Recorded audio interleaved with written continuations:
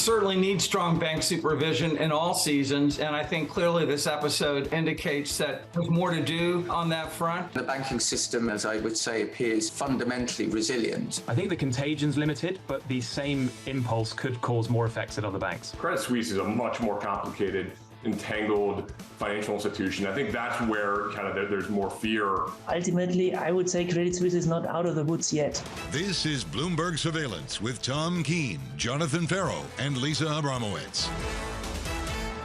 Live from New York City this morning. We're almost there. Good morning, good morning. One more Tell day. that to Janet Yellen. Yeah, and to the weekend. They're not getting a weekend. Equity futures on the S&P 500, positive 0.1% TK in America, doing our best to inspire confidence in the American banking system. We're trying. It is an eventful Friday. It's not the crisis Friday that we saw Thursday, Wednesday, Tuesday, Monday, but I'm sorry. This is not over this morning, and the same can be said for Europe, for our Americans waking up on radio and television. John, it's real simple. Credit Suisse deserves Friday's scrutiny as well. And UBS doesn't want to be a dance partner. Did you see that reporting? The reporting's Not been surprising. extraordinary. The Bloomberg team has done some really nuanced reporting. We'll get into it with First Republic Bank in this hour and through the morning. But, John, I think surreal is almost where we are. None of this is in Steve Cicchetti's iconic money and banking textbook. We certainly weren't talking about this 2 weeks ago. And here we are this morning, Lisa, reflecting on 11 banks in America depositing $30 billion into the beleaguered bank, First Republic. And First Republic, it has been a real struggle through the last week. So here's the question, and I've been reading a lot about the moral dilemma here. On one hand, you shore up a smaller bank that is challenged by a liquidity issue with the fact that people might be withdrawing deposits. On the other hand, how much are you transferring some of that risk to the biggest banks that are systemically important? In other words, at what point are you taking a bank that otherwise would not be very systemic and putting the risk on bigger banks and then down the line, increasing regulation? I'm so glad you brought this up, Lisa, because I think it is the morning zeitgeist, and I also think it's not that it's wrong, but I think we don't know our history of First Republic Bank taken out by Bank of America through Merrill Lynch. They got sick of it. They unloaded it through 4, 5, 8 permutations, and that, to me, basically the theme this morning to pull from the Oscars is all quiet on the deposit front. John, these aren't deposits. I'll go there right now. And on scale, this is important. Right now, the 5 gazillion that James Dimon is putting into this small shop, 0.2%, 0.002 of J.P. Morgan's deposits. The small doesn't cover it. This is teens weens. Oh, drop in the ocean, Tom. And I imagine how much those deposits went up in the last week over at J.P. Morgan. We got a number for BofA. It's 15. That was BofA, I think. Yeah, but you believe it's 15? It's probably more 30 than that or 40, more than that. Whatever. There was $113 billion put into money market funds over the past week. That is the greatest total since April 2020. The response from the Europeans, scathing. You seen this FT report? Yeah, please. Absolutely scathing. One Eurozone official described their shock at the, quote, total and utter incompetence of US authorities, particularly after a decade and a half of long and boring meetings with Americans advocating to end bailouts. Scathing. You're 100% correct, and this is going to be the navel-gazing as we read in to the weekend. And I don't think we're staggering to April yet. We're just trying to get through March, and particularly to the Fed. Can you imagine the press conference? I would chat Powell next week. I mean, does Mike Powell do monetary policy, or does he raise his hand and go, excuse me, is it all quiet on the deposit front? Hey, Bloomberg had some great reporting yesterday on what the ECB might mean for the Federal Reserve. So we were talking about it all through the morning for most of this week. Are they worried about the signal it would send if they did nothing? Jana Randau, over in Frankfurt, Germany, here at Bloomberg, fears that anything but a half-point hike would trigger panic among investors, help settle the ECB's interest rate decision on Thursday. According to people familiar with the matter, there was a real concern on the Governing Council, Lisa, that if they didn't hike, it would send the wrong signal. And the debate was about a 50 basis point hike or no hike. There was no discussion of a 25 basis point hike. This was not about the monetary levels that you should have for a terminal rate. What this indicates, and frankly, the market response, edified their belief. I mean, right now, you are seeing stability in markets that might not otherwise be there if they hadn't necessarily raised rates in tandem with what they said and drawn a very stark distinction between financial stability and monetary policy. You know, the best news in Europe over the last couple of weeks, hardly talked about. The Italian bond market hasn't sold off. In fact, it rallied through some of this. I thought you were going to say the TOTS won, but I wasn't going to squeeze that in, low Tom. Priority. That is very much low priority this morning. Okay. This morning and good morning. Equity futures are just about positive on the S&P by about 0.1%.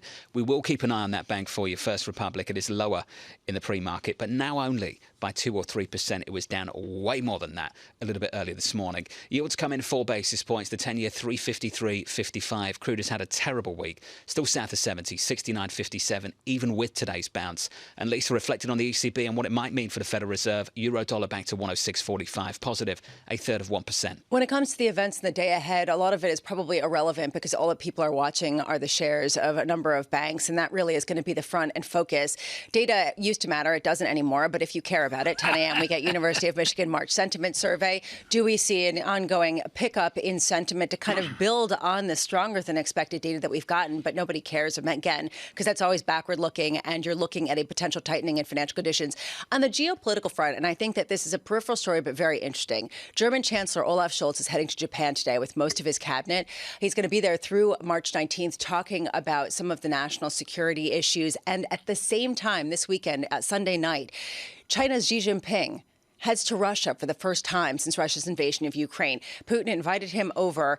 Very curious to see these different alliances come to the fore. Again, peripheral, because right now, front and center is the banking system and what central banks do to respond to it. Did you see that footage of that Russian jet going over that US drone and dropping fuel on it? Yes. Any other day, that'd be all we talked about, the whole day. There's so many things Just that have amazing happened. picture. TikTok's another one. Exactly. That's what I was thinking. A lot of stories that are percolating, but it doesn't matter. Wells Fargo just published. You're going to see a lot of this. Got a sneak peek of this from the likes of Goldman, JP Morgan, Morgan Stanley. Here's Wells right now. Recent developments in financial markets are compounding the Fed's efforts to slow the pace of economic activity, which for them raises the probability of recession. In their view, accordingly, here's the call. We look for US real GDP to contract 1.2% later this year, Tom, and into early 2024. They go on to say, as businesses pare back fixed investment spending, you're going to see so much more of that after the events of the last week. And I think the writing this weekend will be into it. Is the economists working at these banks see their compatriots completely shell-shocked. They're going to have to adapt and adjust, and you're going to see that into March 31 as we look out to Q3. I think all of a sudden, July, August, September is a huge mystery for our guests. Let's try and complete Q1. Jonathan Stubbs joins us now, equity strategist at Berenberg. Jonathan, great to catch up with you, sir. We know you liked European banks. Do you still like European banks? We've liked European banks for the last couple of years, and that's been generally the right place to be over in Europe. Events of the last week obviously challenge that. When we've sort of run our models and run our numbers this week and done deep dives into sort of UK and European banks in particular, we've got liquidity coverage ratios in Europe averaging around 150, 160%. We've got, the capital rebuild was painful, very painful for European banks post-financial crisis. There's a lot of excess capital. And so the banks look in reasonable shape, and they're trading cheap. If you look at UK banks, they're trading on just 6 times forward earnings. So valuation is supportive, earnings are supportive, and you've got liquidity and capital buffers. So, of course, there are external risks. Of course, you don't want to only own UK European banks, but we still think there's a place for banks in a balanced portfolio. Just what measure of this, Jonathan Stubbs, is the Standard & Poor's 500 in America after a bang-up Thursday is in the vicinity of 4,000. I think that would surprise a lot of people given the angst out there. Can you separate other sectors in their performance from the banking sector? Yeah, I mean, if you take the S&P, take the US broadly, Tom, the US is trading on, probably back to 18 handle in terms of forward earnings. Now, you look back over 50 years, the US equity market, and I've said this on your show before, the US equity market has only traded above 18 times twice in 50 years, and both times were liquidity-fueled bull markets, late 90s and post-COVID. So US equities are still trading very rich ahead of what is a likely recession of some form, as per your discussion before I came on, alongside all these peripheral risks, the geopolitical risk, etc. The market is still rich, and we're trading with risk. We think the US market, in particular, compared to global equity markets, is trading too rich here, and we would not want to be chasing it. A good portion of that is big tech. And I do wonder what your take is on the fact that big tech has rallied, has outperformed over the past couple of days, even as people talk about ongoing rate hikes. Yeah, tech's really interesting. I mean, it's obviously been the sort of the lead engine of the post-financial crisis bull market for very good reasons. But the macro regime suited it. There was a growth deficit globally. Tech provided growth. QE and liquidity gave this free ride for technology. But I think what most people don't understand is that technology and US technology was actually cheap relative to the rest of the market on a free cash flow basis during that entire 10, 12-year period. It is now no longer cheap. So the US tech sector carries the same surplus free cash flow now as the S&P. And if you look at the NASDAQ, you look at the NASDAQ 100, the bigger tech stocks, their median free cash flow yields relative to 2-year rates averaged 400 basis points from 2009 to 2020. Now it's 0. So you could go into the market as an investor and get a 400 basis point yield pickup in US technology for over 10 years. Now it's 0. So the tech conversation is more complicated. Sure, at times like this, you want to own companies that have balance sheet strength, surplus cash flow. But because we got higher rates and because the macro is different, because the risks are different, it's more complicated. So maybe it's a question of pairing some of the banks which are resilient with some of the tech companies which have the balance sheet capacity and surplus cash to see this out and to build for the future. Maybe that's a sensible way of playing this. What a week it's been. Doesn't feel sensible, any of this right now. It just seems messy, really messy. Jonathan Stubbs there of Berenberg. Jonathan, thank you. As always, the NASDAQ up every single day this week. Tom? Really? I did not know that. At the close on Thursday, the NASDAQ 100 is up 6% so far this week. The character of the close 6%. yesterday. The character of the close yesterday was stunning. I mean, it was just incredible, just amazing. And I think it's a vote. To be fair to the authorities, they've ring-fenced the fear. And ring-fence, I'm going to borrow that from Neil Sass. He worked for a Swiss bank years ago. Okay, fine, we've ring-fenced it. Now what of this into next week and into the Fed meetings? Extraordinary. We'll get to the now what with Dan Skelly of Morgan Stanley. He'll join us in the next hour. Equity futures on the S&P 500 unchanged. That's a welcome development, given the volatility we've seen so far this week. For now. Bramo, don't ruin it. I mean, come on. It's always like, who knows? Will it stick? We'll see. It's a mystery. Wrapped in an enigma. Yields are down about 3 basis points, 354.68 on a 10-year from New York. This is Bloomberg. Keeping you up to date with news from around the world with the first word, I'm Lisa Mateo. Chinese leader Xi Jinping will travel to Russia next week. It's his first trip to Russia since it invaded Ukraine. Now, during the trip, Xi is expected to discuss China's recently released 12-point blueprint for ending the war in Ukraine, a document dismissed by most Western governments. Xi and Ukrainian leader Volodymyr Zelensky also plan to speak by video link soon. China's central bank cut the amount of cash banks must keep in reserve in an effort to stimulate the economy as it gradually recovers from pandemic restrictions. The People's Bank of China says it reduced the reserve requirement ratio for almost all banks by 0.25 percentage points, effective from March 27th. Charles Schwab had $8.8 billion in net outflows from its prime money market funds this week. Investors are rattled by turmoil at U.S. banks and plowing even more money into the brokerage assets with government backing. Company data compiled by Bloomberg, it shows clients pulled money from 2 Schwab Value Advantage money funds, which had combined $195 billion of assets as of March 15th, representing the largest redemptions in at least 6 months. And WeWork is nearing a deal for a major financial restructuring in which investor SoftBank Group will convert about $1 billion of debt into equity.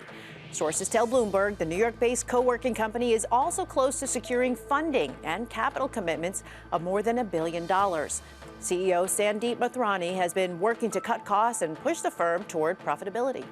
Global news powered by more than 2,700 journalists and analysts in over 120 countries. I'm Lisa Mateo, and this is Bloomberg.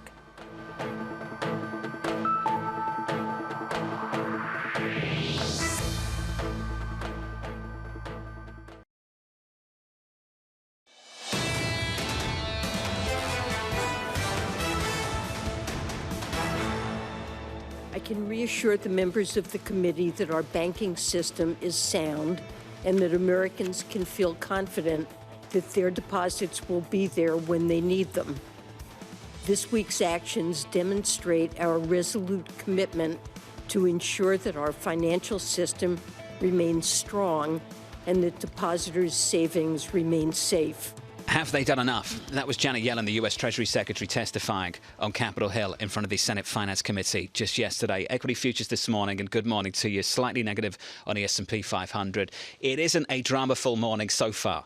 So far, so good, and let's see if it sticks. We're looking at one name, First Republic, which is only down by about 4%. I say only because it was so much worse overnight, back to about 33 in the pre-market. This was, I keep saying this too, think about where we were just last week. This was a stock last Monday, which was at 123 at the open. Big change. The development of the last 24 hours, Tom, 11 banks in America depositing $30 billion to backstop this distressed firm. So just parking deposits. And some, kind of, you think this is like recycling some of the deposits that have come into these institutions themselves over the last week? Deposits. I mean, I get the idea. Emery Horton in a reporting this morning as it's a 120-day window. So what are they doing? Taking out 3-month CDs at 4.25%? The interesting thing is none of them wanted to buy First Republic. None of them wanted to combine with it. None of them wanted to take on the full liabilities and backstop it fully. So this is sort of a peripheral measure, and people are asking now, is it enough to really shore up the credibility of the institution? Look at how Jamie Dimon was treated back in the day after buying Bear, Tom. Yeah. These banks, even if they could, I don't think they would. No. I think for us to pontificate about this is different. Should we talk to someone with some experience? Please. At a desk at New York University, long ago and far away, maybe in the financial crisis of 1998, was one of the street's best. Allison Williams was iconic at Morgan Stanley. She is now at Bloomberg Intelligence and has been foundational, I should say, in Bloomberg Intelligence's global financial coverage. She joins us this morning. Allison, you and I could have a 3-hour conversation on this. I'm going to cut to the chase. This bank is very tiny. It was rolled up by Merrill Lynch, rolled up by Bank of America. There were 47 transactions. They got rid of this dog. There it is. Why are they saving it this morning? So I think a couple of things. The first is that obviously this is an interesting transaction, as you pointed out. That they didn't buy the bank, but we have 6 big banks putting a show of faith into this smaller bank. And I think it does a couple of things. I think, let's say that someone had purchased this bank. Then the next question is, okay, now the next one, what's going to happen with that one? And then the next one and the next one. And so I think this is a way for the banks, and I'm not sure if we've confirmed there's the government's involved, but all Bloomberg reporting has told us that, right? So that the government and the banks are saying that the big banks are well enough that they can give this put these deposits in the smaller bank. And I think it's a way for all involved to say that, we are going to stem issues. Allison, I'm sorry to interrupt, but I have too much respect for your work. Are these deposits? Oh, are they deposits? Yes, they are deposits. They're deposits, but I think that it is the big banks literally putting deposits in the smaller banks. So people watching this show this morning that have individual accounts at J.P. Morgan may have deposit accounts at First Republic? Well, I guess you could follow the string of the money, but I think that at the end of the day, taking a step back, at the end of the day, the government basically insured the deposits of 2 smaller banks that failed last week. There's a broader question, does that mean that all deposits are insured? I think in this particular case, if the government's involved in asking these big banks to do this, we can assume that this smaller amount is insured. But I think it's also showing you that the government does not have appetite to insure the entire base of the banks, but that they will continue to do these smaller transactions to show that they will do what's necessary.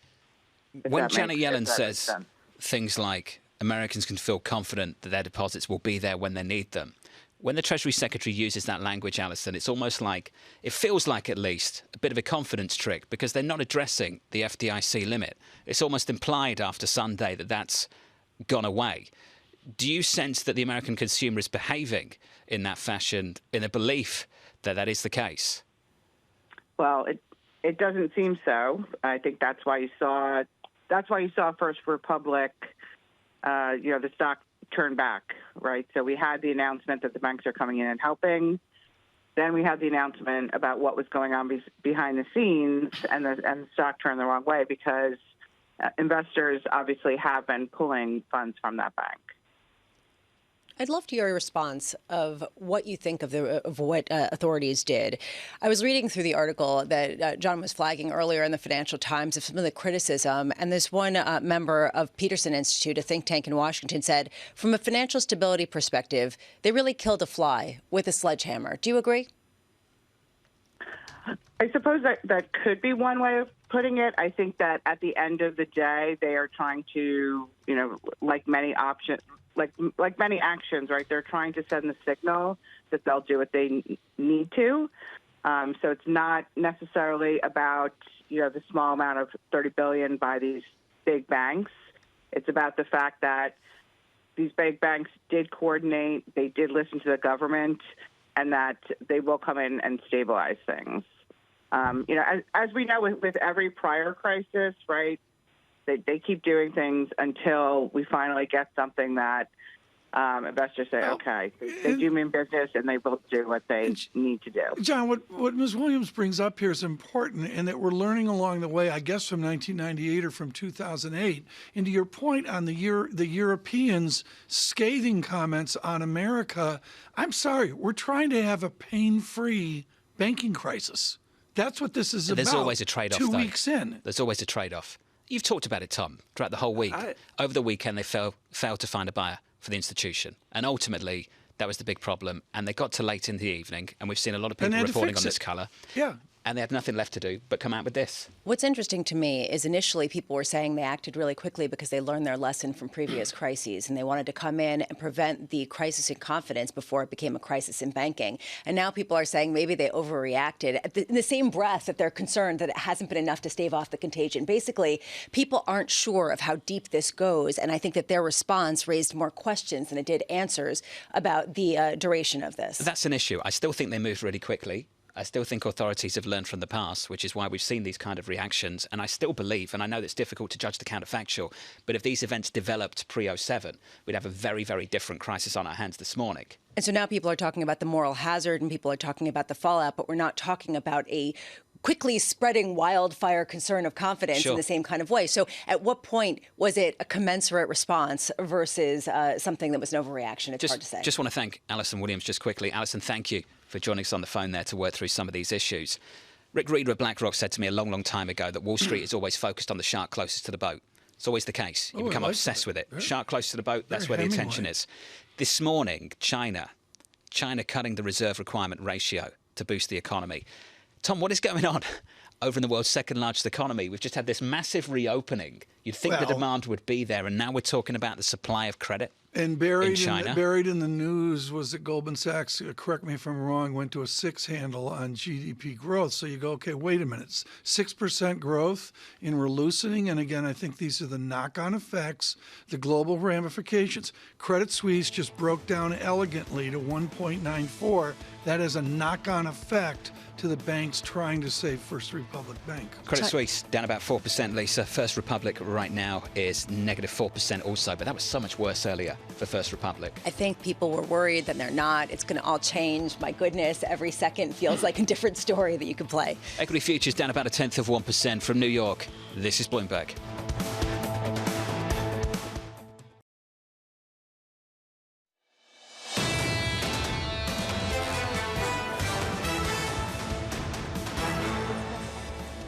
Abramowicz killing me in the break. She's so like philosophical. Friday. She's got the Friday she's thing laughing. going. She can't keep it together. Sorry, I'm pulling it together. I'll share the question with serious. you. When a little something like this. When is QT? Not QT. We'll talk about that in a moment. Shakespeare. Good morning. Equity futures. This is what we do in the commercial break. Just Bramo. Very cool. Big thoughts. Friday, Bramo. Equities down about 1/10 on the S&P. Up on the week. Up big time on the week on the Nasdaq 100. Up every single day. Monday, Tuesday, Wednesday, Thursday. It's like nothing else has been going on. Looking at the NASDAQ, up 6% week to date through the close on Thursday. I never would have guessed S&P 4000 on this Friday. That's morning. crazy, right? Ever. Look at the bond market, 2s, 10s, 30s, 2 years been all over the place. This morning, bit of calm. We're down 4 basis points, 4.1174 on a 2-year, on a 10-year, 352.80. Yields in about 5 basis points there. In the FX market, Christine Lagarde really setting things up for the Fed next week. I thought President Lagarde, did a decent job, all things considered. What else were they going to do? There was clearly a tense governing council meeting over the previous 2 days. Clearly some officials, and Lagarde said it herself, did not want to hike. Yeah. But ultimately, what closed the deal was this fear of the signal it would send if they didn't after pre-committing to 50 over the last month. And also dealing with bankers that don't want to make tough decisions, so you do what you have to do. I thought what was interesting there, John, is they still model out some form of disinflation out 1 year or 2 year. And that's an overarching theme here, back to the equity market, that disinflation is in place, according to the optimists. We're talking about forecasts into 24 and beyond. 25. Yeah. Where's Credit Suisse in 2025? I paid this much attention to ECB forecasts out yesterday. ECB forecasts right now, forecasts from any central bank, any bank. How about the dots? Beyond next week. Well, that's the problem for the Fed, right? They've not just got to put out forecasts for growth, for inflation, for unemployment. They've got to put out forecasts for where they think the policy rate should and will be by year end. I think the beauty for the Fed right now is the previous SEP had the median dot for 23 at 5.1%. They could maybe just leave it there and just say, we've got no idea where this is going, and compare that to where the conversation was the week prior, which was that's probably going to come up to 550 because, they might have to go to 6 because this economy just won't slow down. And here we are with banks breaking. Equity futures are just a little bit negative. I want to finish on euro dollar. I set you up for that. Euro dollar looks a little something like this, 106.38. Positive 0.25%. Seemingly the ECB following through 50 gives people at least the idea that the Fed might follow through with 25. I know it's not apples to apples, different situation in Europe, perhaps lagging in the effort to contain inflation versus the United States, but still, I think a lot of people see it that way. So that's the euro. Let's get to the banks just briefly. A lot of people tuning in for that. If you are just tuning in, welcome to the programme. First Republic down about 3.9%. Big move higher yesterday. Trying to instill some confidence in this bank. In America, 11 firms deposited $30 billion to try and backstop some of the confidence, inspire some confidence in this institution. That's at 33 in the pre-market. Credit Suisse has been the other name to look at. It's down about 4.7%. We reported that UBS and Credit Suisse aren't interested in a tie-up.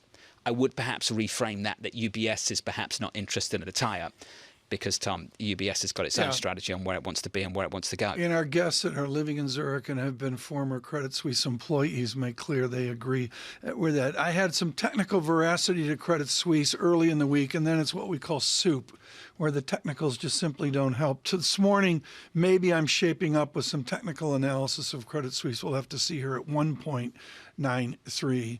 Right now, perfectly timed is George Concalves. He's head of U.S. macro strategy at MUFG, encyclopedic on what's called full faith in credit, which is away from the banking distress of the moment. George, are your spreads, are your ratios, are your dynamics within sovereign debt, is it of any use or value right now, or is it just simply distorted by this set of financial crises? Good morning, TGIF, and happy St. Paddy's Day, everyone. I think at this point, we have to take everything with a grain of salt. The sort of volatility that we had this past week is unprecedented. I mean, I've been doing this for over 25 years, and this surpasses COVID/2008 shocks that we saw. And the rates market is really just trying to get its footing. And really just reacting to overall positions and stuff like that. So I think let's get through the end of today and see how the weekend goes and Monday before we pass judgment. When you see all the news flow, including the great work from our banking team, do you suggest that the flow statistics we're hearing, the deposit movements, are really not the true picture of the money moving into money market funds? Is it a much bigger statistic? Look, this has been a phenomenon, and obviously this past week has most likely accelerated this. But we've been seeing money fund flows all throughout the start of the Fed hiking cycle. This is what happens when you raise rates and you have a vehicle that can actually pass it through, and the banks weren't passing it through, and that's really the challenge. And so, I think rates heading higher or staying where they are even would still continue with this phenomenon of migration out of banks into the money markets. I think it's FARBAST index on the Bloomberg. Yeah. It's Lisa's favourite ticker. 4:30 p.m. every Thursday. It's the balance sheet for She the named Federal her cat Reserve. Farbast. So, George, let's talk about FARBAST index, the Fed's balance sheet. George, is growing. Sure.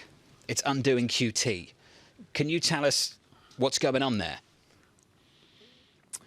Let's hope this is not QE 2.0 like we had in 2019 when the Fed balance sheet started to expand, and they were not doing QE. There was really targeted easing and providing liquidity and really lending, not necessarily doing QE.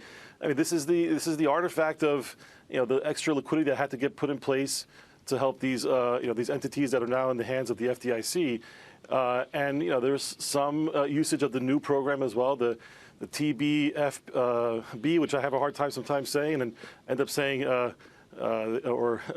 FBB, So all I know is that there is there's been a big use. I mean, the discount windows has seen that. We're at record levels, but this is all new. I think that.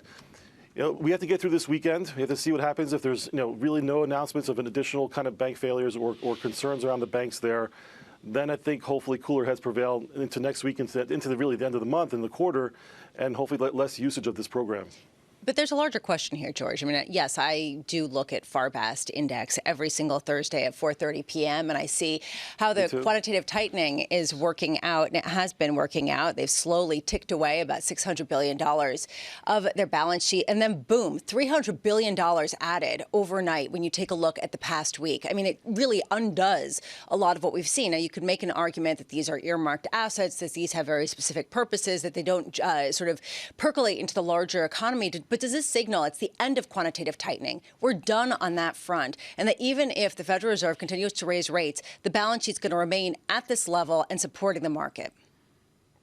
Look, that's a great point, great question. We just don't know. The thing is, look, at the end of the day, you need to provide this excess liquidity. And then, this is the old classic, Baggett's theory, can lend at punitive rates. You can argue maybe this is not punitive rates, but it's providing liquidity. That's the job of the Fed when we get to these sort of crisis periods or mini crisis periods. The balance sheet has been tightening. What we don't realize, the reverse repo program was QT on demand. They took trillions of dollars out over the course of the last 18 months, and they're sitting at the money markets. So as long as we have the RRP as large as it is still locking up liquidity. George, the response in markets to yesterday's move by the ECB was to rally because of confidence. 50 basis point rate hike, yay. I actually can't explain it, but that's a narrative some people are putting out there. Do you think that the response will be the same in risk assets in the U.S. if the Federal Reserve raises by 25 basis points, says similarly hawkish things as the ECB, that there just isn't the end of the rate hiking cycle, and says that they're going to continue to unwind their balance sheet at the same pace? Probably not so. I mean, I think the Fed has to also display some sort of confidence here. But again, we had the ECB hike. The data still warrants the Fed to hike. There's the usage of the facility relatively low. I mean, it's been used for the right reasons. And as long as we don't have any bank failures, over the course of the weekend, and things are hanging in here. At the end of the day, the Fed wants financial stability. If they get it over the course of the next 3 days, they could hike. But this is going to be a very close call. I'm still, calling for a pause because look at the volatility that we have just entering in today. The rates market tried to sell off yesterday. It's rallying back down again. There's still concerns around the banks. So it really comes down to stability into Wednesday. Close call in my book. So, George, why did the ECB hike?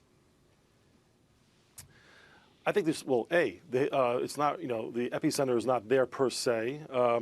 It's obviously been priced into the market. I think if it's priced in and then being much further behind on the inflation fight, they might be closer. I mean, they're now kind of more data dependent from here as well. So everything is data dependent. We're closer to the end, if not at the end of the hiking cycle. We just don't know. We'll find out in the next 2 months, 3 months, and we'll see what the dots give us next week. I'm also viewing pretty much a no change.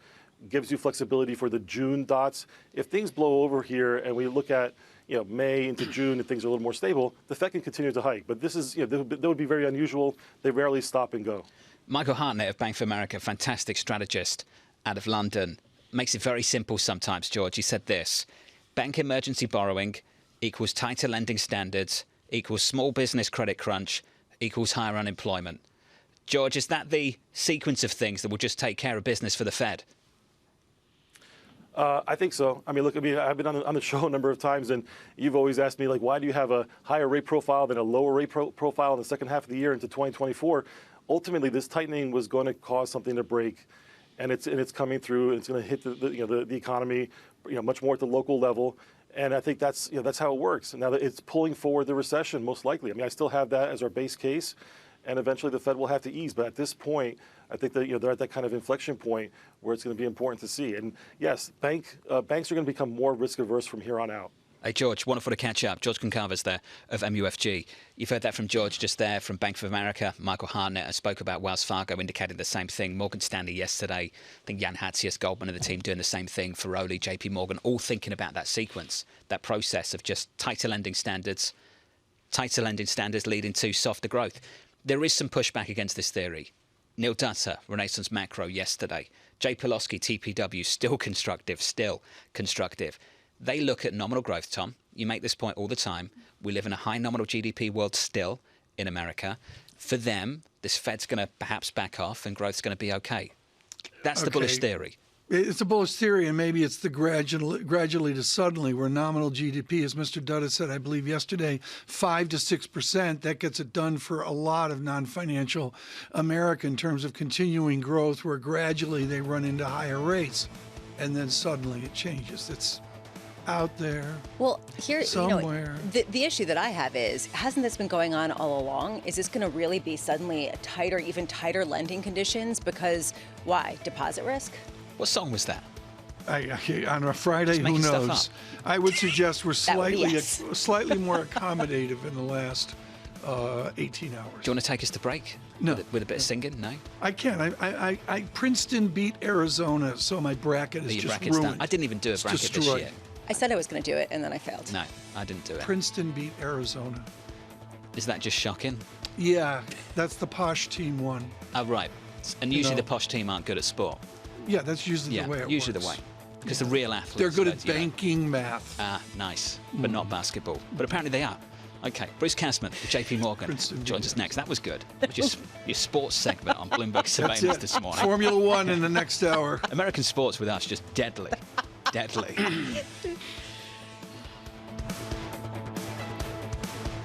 Keeping you up to date with news from around the world with the first word, I'm Lisa Mateo. North Korea launched the most powerful ballistic missile in its arsenal just before a rare summit between Japan and South Korea, with leader Kim Jong-un saying he wanted to, quote, strike fear into his enemies.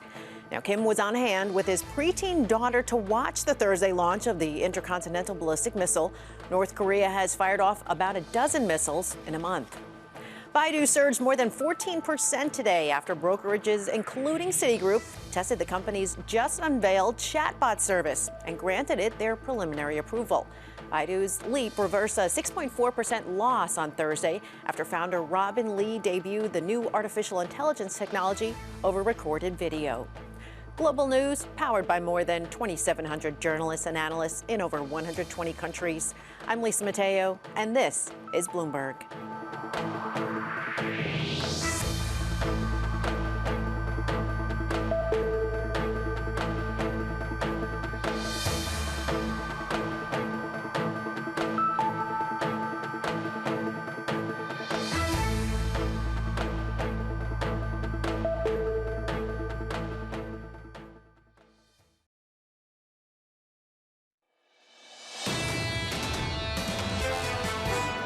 Inflation is projected to remain too high for too long. Therefore, the Governing Council today decided to increase the 3 key ECB interest rates by 50 basis points, in line with our determination to ensure the timely return of inflation to our 2% medium-term target. The ECB President Christine Lagarde going 50, then what? Who knows? No guidance whatsoever on the then what, and for good reason. Here's the market for you this morning. Just a quick snapshot, a flavour of things for you. Equity futures down about 1/10% on the S&P, up on the week on the S&P, up on the week big time on the Nasdaq by about 6%. In the bond market, yields lower, 4 basis points on a 10-year, 353.36. On a 2-year, down about a basis point. Let's call it 4.15 on a 2-year. Euro dollar positive 0.2%, 106.28. Tom, some people believing that Christine Lagarde has laid the foundation for Jay Powell to go 25 next week. If they've gone, maybe they do too. To George Concalves' point of MUFG, I think he made the point, Tom, that there is a difference between what Europe's experiencing and what the US is experiencing. Feels like the US is the heart of the storm at the moment for the regional banks. Yes, there's Credit Suisse lingering, but maybe not the same concerns. And also the ECB started later. Inflation's still higher there.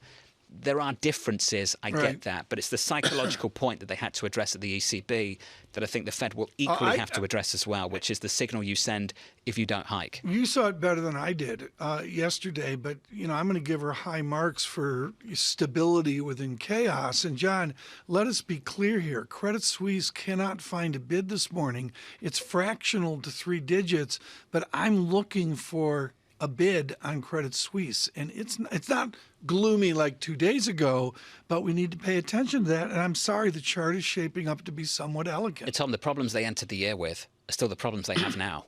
That's the problem for with everything. Totally. We're not clearing markets is to me the heart of the matter. I mean, I would go with that. This is going to be a joy. We're going to find a pause on Friday as you think about this into the weekend, and we ask Global Wall Street to really lean forward. To a true student of all of this. Michael McKee is with us, and he's the only one I know who reads speeches at the Homer Jones Lecture of St. Louis. They have been going on for years, and I'm going to go back to Anna Schwartz, who was definitive on how the Fed was built with Milton Friedman. I had a fractured lunch with her in, I think, her 94th year. And Anna Schwartz wrote years ago for Homer Jones Lecture on the misuse of the discount window. Alan Meltzer would agree with that. Are we seeing a misuse now by the banking industry of the Fed? I don't think so. I mean, people don't want to go to the discount window. They use the discount window when they're troubled. And it's always had a stigma. And it's interesting that so many people went to the discount window in the last week. Now, it may be because the new financing system was not set up until Monday. So people couldn't access it. And there were a lot of withdrawals going on Thursday and Friday of last week, which this Fed report captures. And also, the discount window takes a wider amount of credit, different kinds of credit than just the new bank lending facility. So it tells you that the banking system was troubled. There were a lot of outflows, and banks felt like they had to go to the window. John, we don't know what those outflows are on this Friday. They've probably got a decent idea at the Fed after their experience of the last week, haven't they, Mike? Well, that's the thing, is they're going to know much better than we are what's going on inside these banks because they've got examiners at the banks. And yes, there's a question about whether they did a good job or not.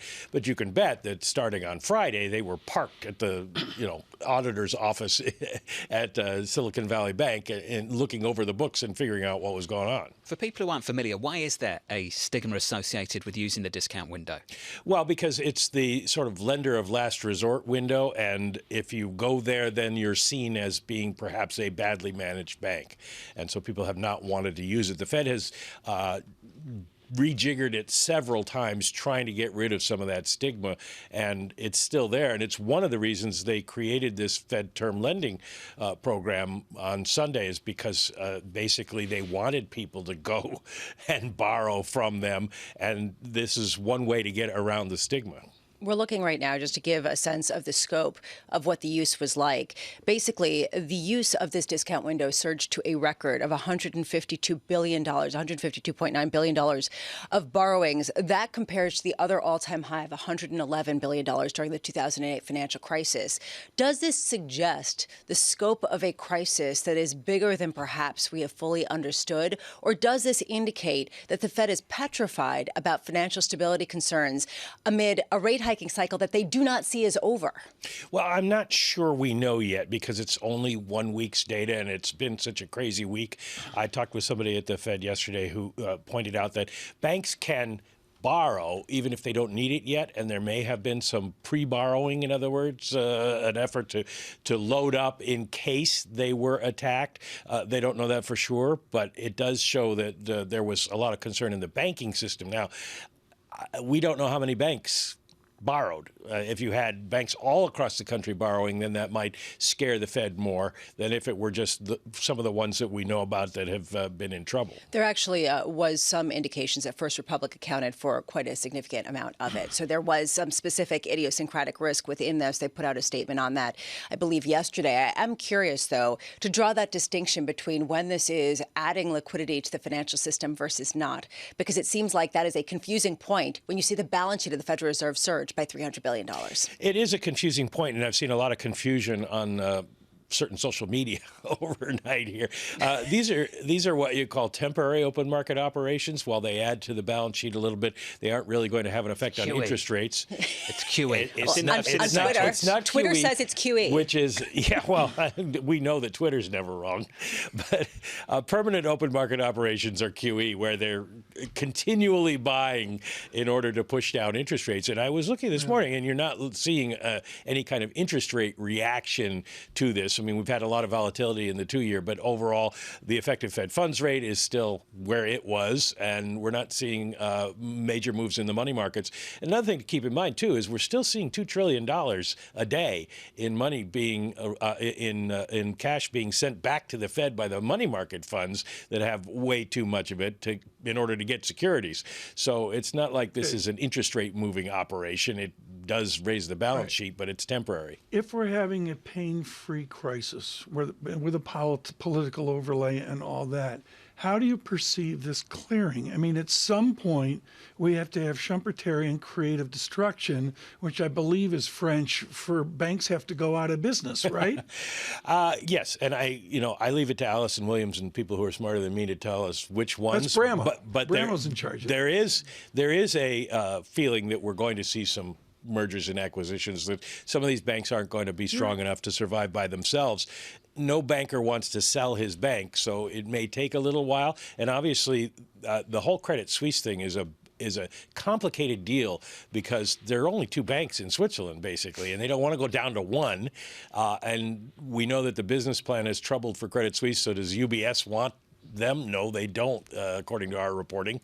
So it isn't clear how that's resolved. But once we see some of these banks maybe get bought up by others, it is more complicated these days because there are limits. It used to be Jamie Dimon would just go out and buy a bank and take it home for his kids, but now he can't do that. Not sure that's how it works, but yeah, go on. Now he can't do that because they're so big. Sally, there are regulations against that would have to be waived. Mike, just to build on that though, even if they could, why would they? The pushback, just the way they were treated after the financial crisis, after doing those things. That's probably why Mr. Dimon was meeting with Janet Yellen yesterday to say, I don't want to buy a bank, but I know as the biggest bank in the universe, I need to do something here. And so we come up with this plan to get all my friends to put some money into First Republic and maybe staunch the bleeding. What's interesting about First Republic this morning, and maybe you've been listening to, people have been telling you more than me, but it seems like now the problems with their stock in the pre-market are based on earnings. The idea that because they suspended the dividend and, you're not going to make as much money, as opposed to the idea that they're going to go out of business. And I wonder how that carries through the day. Can I channel my inner Senator Warren? Please try. This is off the bank rate. This is off the bank rate. Wow. This is off the bank rate website this morning. A jumbo mortgage of 7.02%. on a Hawaii $1.5 million home, you take out a $1 million jumbo.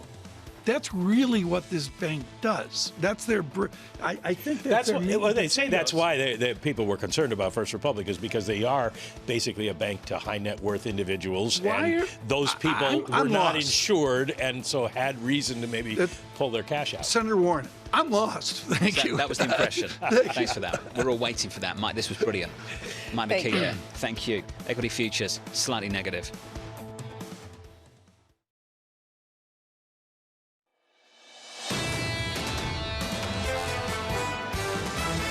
certainly need strong bank supervision in all seasons, and I think clearly this episode indicates that there's more to do on that front. The banking system, as I would say, appears fundamentally resilient. I think the contagion's limited, but the same impulse could cause more effects at other banks. Credit Suisse is a much more complicated, entangled financial institution. I think that's where kind of there's more fear. Ultimately, I would say Credit Suisse is not out of the woods yet. This is Bloomberg Surveillance with Tom Keene, Jonathan Ferro, and Lisa Abramowicz. Trying to get you to the weekend, live from New York City this morning. Good morning, good morning. I'm going to say that every hour for you. Equity futures on the S&P down about 1/10% on the S&P 500. First Republic in the pre-market down about 10%. 11 American banks coming together to deposit $30 billion at that institution. Tom, we are trying to inspire confidence.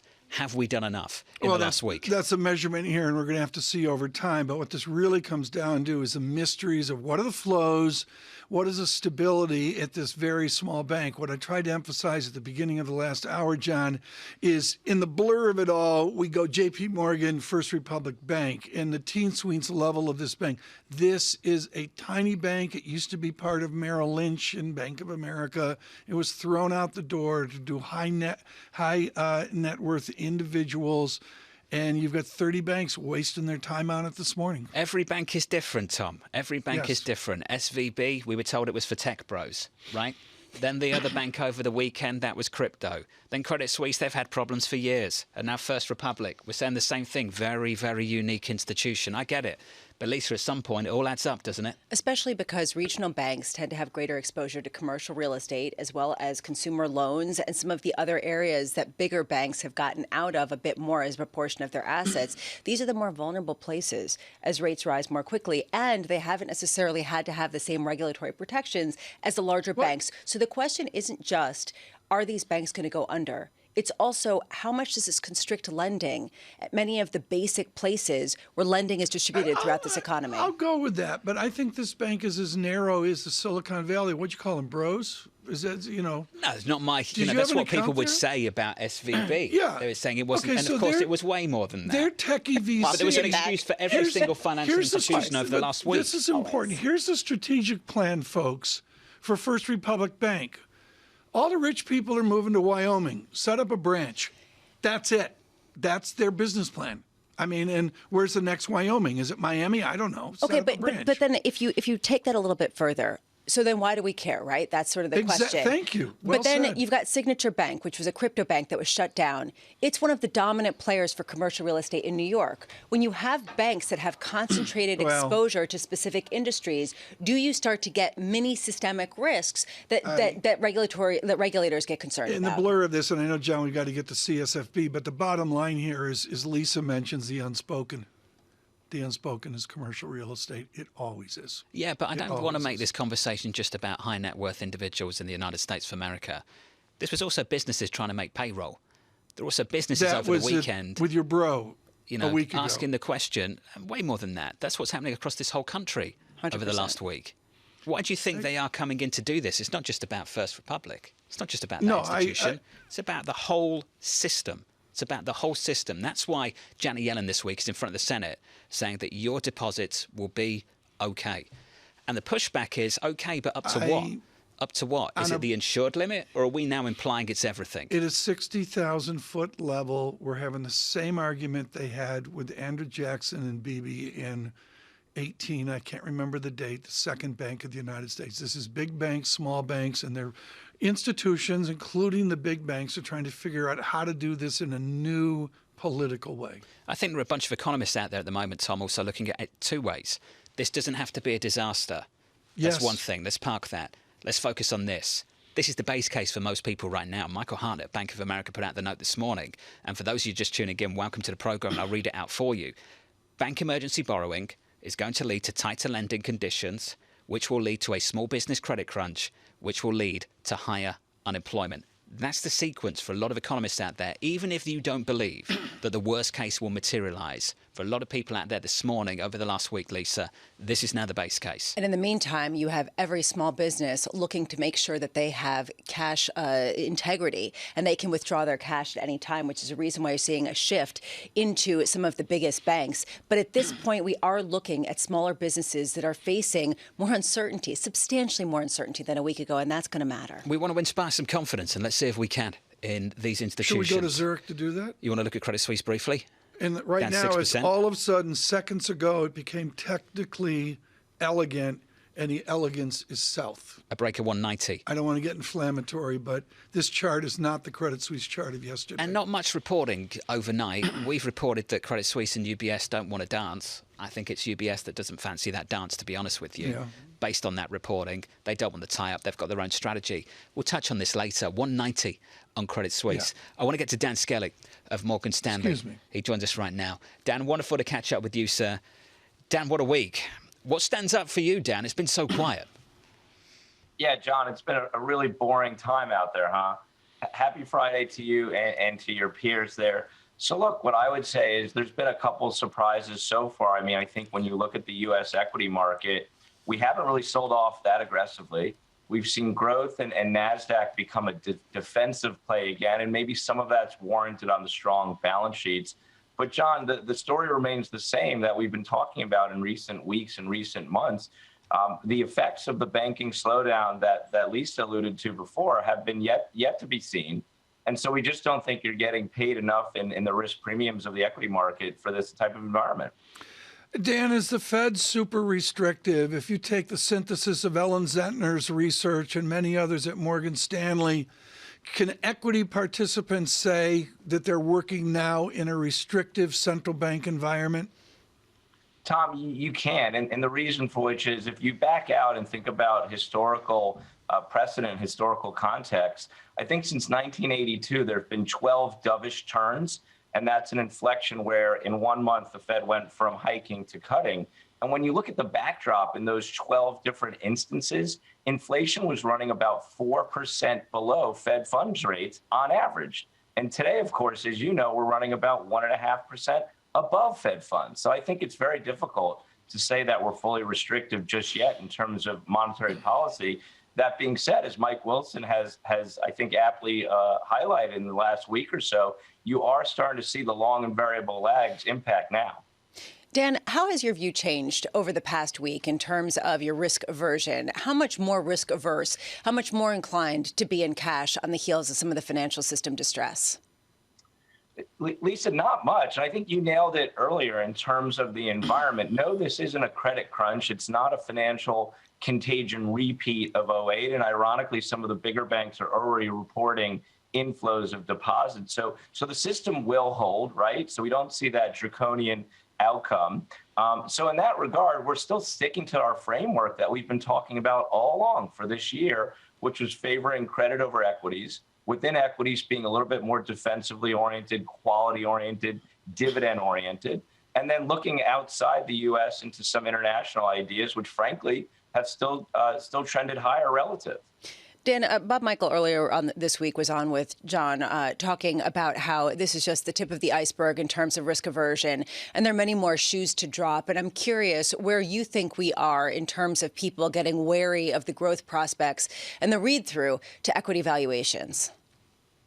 Yes, so Lisa, we have a pretty tight framework in terms of what we need to see to get more aggressive, and we're just not there yet. When I go down the checklist, we need to see risk premiums at least 100 to maybe 200 basis points higher. Yes, you've seen some spiking in recent weeks, but we're not there yet. We would think 300, 350 on equity risk premium. We need to see earnings expectations lowered to sub 215. We need to see a higher VIX. Frankly, low 20s on the VIX isn't there yet. You probably want to get 35, 40 to see more capitulatory nature on equity fear factors. And then lastly, you need to see not just an incremental slowdown in hikes or a pause. You need to see easier monetary policy.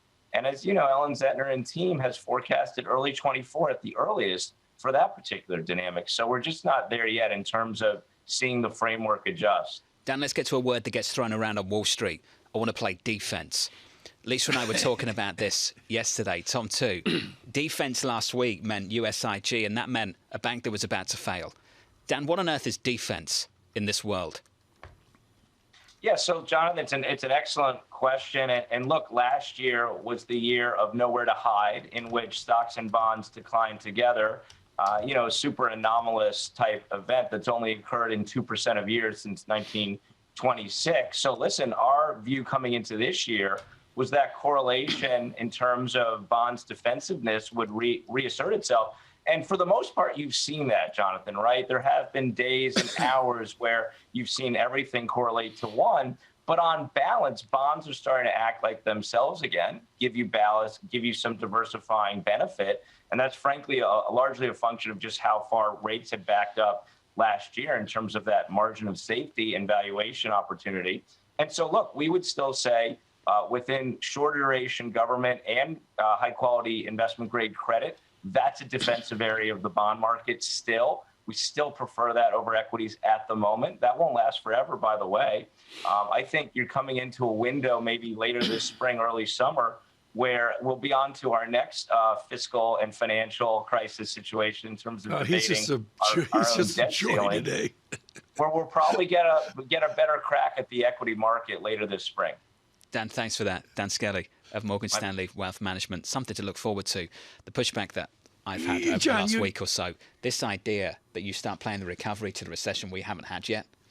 I hear a lot of that, Lisa. I hear a lot of that. Yeah, and that's been the theme until it wasn't anymore. And I think that's when people are starting to rethink it, and that is now. I mean, your question today, John, that's the question of the week. How do you play defense here? And folks, it's so defense, you have to spell defense like the Canadians and the British do. I mean, it's just that simple. That's what everybody's thinking this weekend is how do you play defense on this Friday? I don't know how you do that. And the pushback is genuine against US investment grade. There were clearly some financial institutions that were rated investment grade, which shouldn't have been, based on their performance and what's happened to them over the last week. Credit Suisse right now is negative almost 8-9%, 185 Swiss.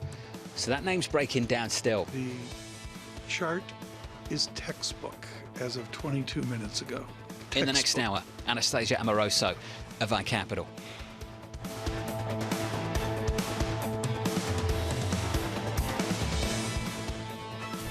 Keeping you up to date with news from around the world with the first word, I'm Lisa Mateo. Turkey is nearing ratification of Finland's accession into NATO. The move brings the military alliance a step closer to welcoming its 31st member as the effects of Russia's invasion of Ukraine spread across the European security landscape. President Erdogan is meeting Finland's head of state later today. Chinese leader Xi Jinping will travel to Russia next week. It's his first trip to Russia since it invaded Ukraine. During the trip, Xi is expected to discuss China's recently released 12-point blueprint for ending the war in Ukraine, a document dismissed by most Western governments. Xi and Ukrainian leader Volodymyr Zelensky also plan to speak by video link soon. Slovakia says it will send 13 Soviet-era fighter jets to Ukraine to boost its defense against Russian forces. The jets are in different states of readiness. All have been grounded since August after a maintenance agreement with Russia was terminated. The announcement comes a day after Poland said it will send 4 Soviet-era fighter jets to Ukraine. And there may be a new COVID-19 source linked to China, raccoon dogs. A scientist studying the pandemic in the country says new research linking the animals in a Wuhan wet market to the virus provides, quote, important incremental evidence that the COVID originated in wildlife. Now, samples collected in January 2020 at the Wuhan market, where many of the early cases emerged, found genetic evidence with the virus with large amounts of raccoon dog DNA. Global news powered by more than 2,700 journalists and analysts in over 120 countries.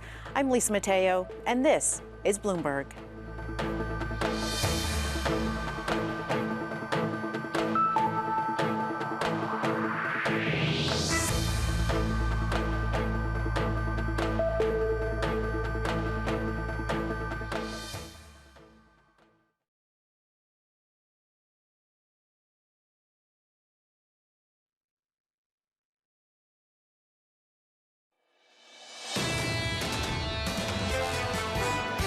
There will be a careful look at what happened in the bank and what initiated this problem. I know that the FDIC looked for buyers, and a merger or acquisition is certainly something that they were open to as a way to resolve the institution. Janet Yellen, a timely conversation on Capitol Hill, the U.S. Treasury Secretary. The New York Times reporting this morning that the Federal Reserve pushed back against including a line on Sunday evening about regulatory shortfalls.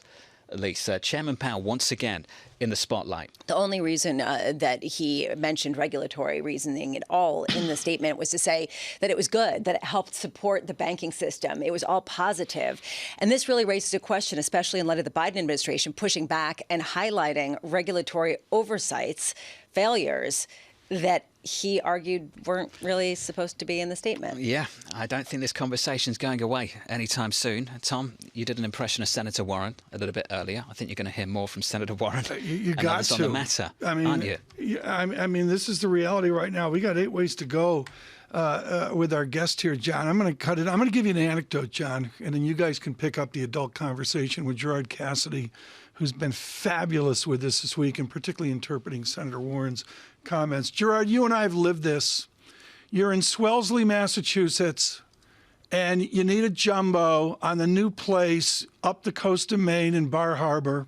Right now, there's an $11 million property up there, and I need a $5 million jumbo. And you go down Washington Street in Wellesley, and you waltz into First Republic Bank, and you get a $5 million jumbo over a cup of coffee. Is that what we're bailing out? Tom, thank you again for having me on the program. And I would say, I don't think that's exactly what we're bailing out, but yes, they are definitely a jumbo mortgage lender, but they're also a financial advisor, a wealth manager, and that is certainly part of it all. The key, though, is I think it's more the contagion risk that people are worried about, that if you allow any of these very large banks to become insolvent and the depositors at risk, you certainly worry about the contagion risk, which is, of course, what we have worried about in past crises, whether it was the 08-09 crisis or even the 1990 crisis. Jared, I think a lot of people in America are finding the communication at the moment from authorities to be somewhat confusing. They have implied at some level that all depositors will be made whole. They have implied at some level that regardless of size, most financial institutions in this country would carry that systemic risk exception. And yet there is still nervousness, Gerard. What on earth can authorities do when it comes to tackling those issues? I think, John, what we're going to see is obviously each day beyond the failures of those two banks last weekend will give us some calm in the markets. People are still jittery, but in my conversations with bank managements this week, what we saw and heard was that, yes, depositors were very angst on Monday, but as the week went on, things started to calm down a little bit. So I think what we'll see is time will help heal some of these wounds. But you're right about the communication part of it. It has been at times confusing, and I think they need to get a stronger message out there that for the time being, in a period of uncertainty, the Federal Reserve, the FDIC, and Treasury will be there more explicitly than they said on Sunday. Jared, the public might hear numbers like $153 billion come from the so-called discount window at the Federal Reserve. And Jared, there might be people tuning in this morning, listening, watching this program, finding all of that quite scary. There are these two facilities, Gerard. There is the discount window. It's been around a long, long time. There was a new facility introduced on Sunday evening, BTFP, the Bank Term Funding Program. In really simple terms, Gerard, can you explain those big numbers we heard yesterday afternoon? John, they're incredible numbers, but when you put it on the banking system, and if you just look at total deposits in the banking system, they're around $17-18 trillion. It's hard for any of us to get our arms around a number, $1 trillion. So our system is gigantic. And these numbers that you just referenced on the discount window borrowings that were announced yesterday are very large. But the economy and the system is extremely large. So putting it in that perspective, the numbers, I think, are more manageable. But, just seeing that absolute number, $150+ billion is a big number. Gerard, this one French policy expert quoted in the Financial Times highlighted the sort of insignificance, relatively speaking, in terms of the scope of some of these banks that are being rescued by authorities, saying this is the U.S. version of small Venetian banks. You are always systemic for somebody. Do you think that that criticism is valid?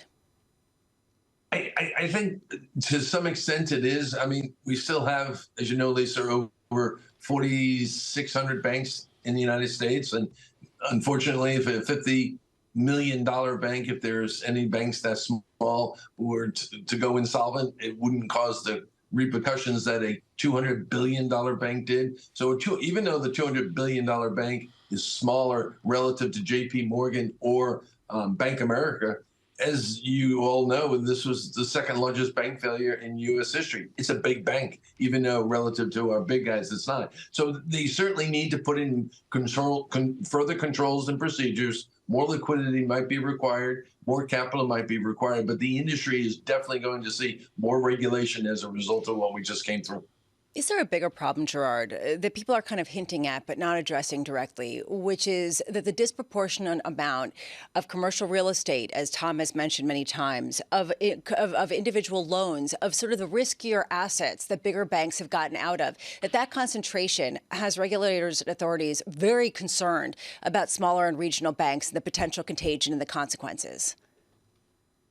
Lisa, we're always worried about commercial real estate. If you go back in time, before even Tom and I were doing this in the 1800s, commercial real estate's always been a problem for banks during a crisis, and it has to be managed effectively. And to do that, you have to your point, you need to keep the concentration risks in a manageable state. You cannot have a bank that has 75% of their assets in commercial real estate loans. So commercial real estate, it's going to potentially be challenging in the urban markets for downtown Class B and C space. But overall, most commercial real estate is underwritten very conservatively. And should there be some higher delinquencies and charge-offs, I think the system will handle it effectively with the levels of capital in the system today. Gerard, next steps, options. What do you think they are?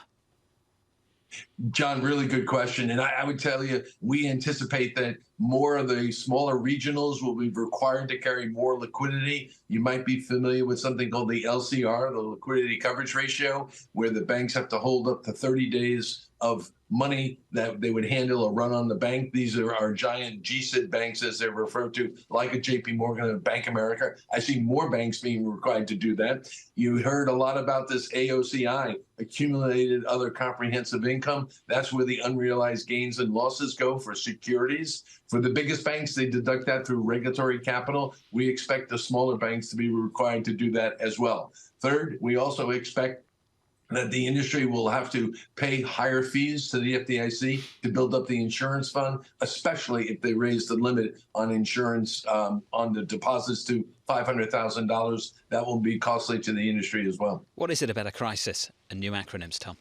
Always, just like a long list, right?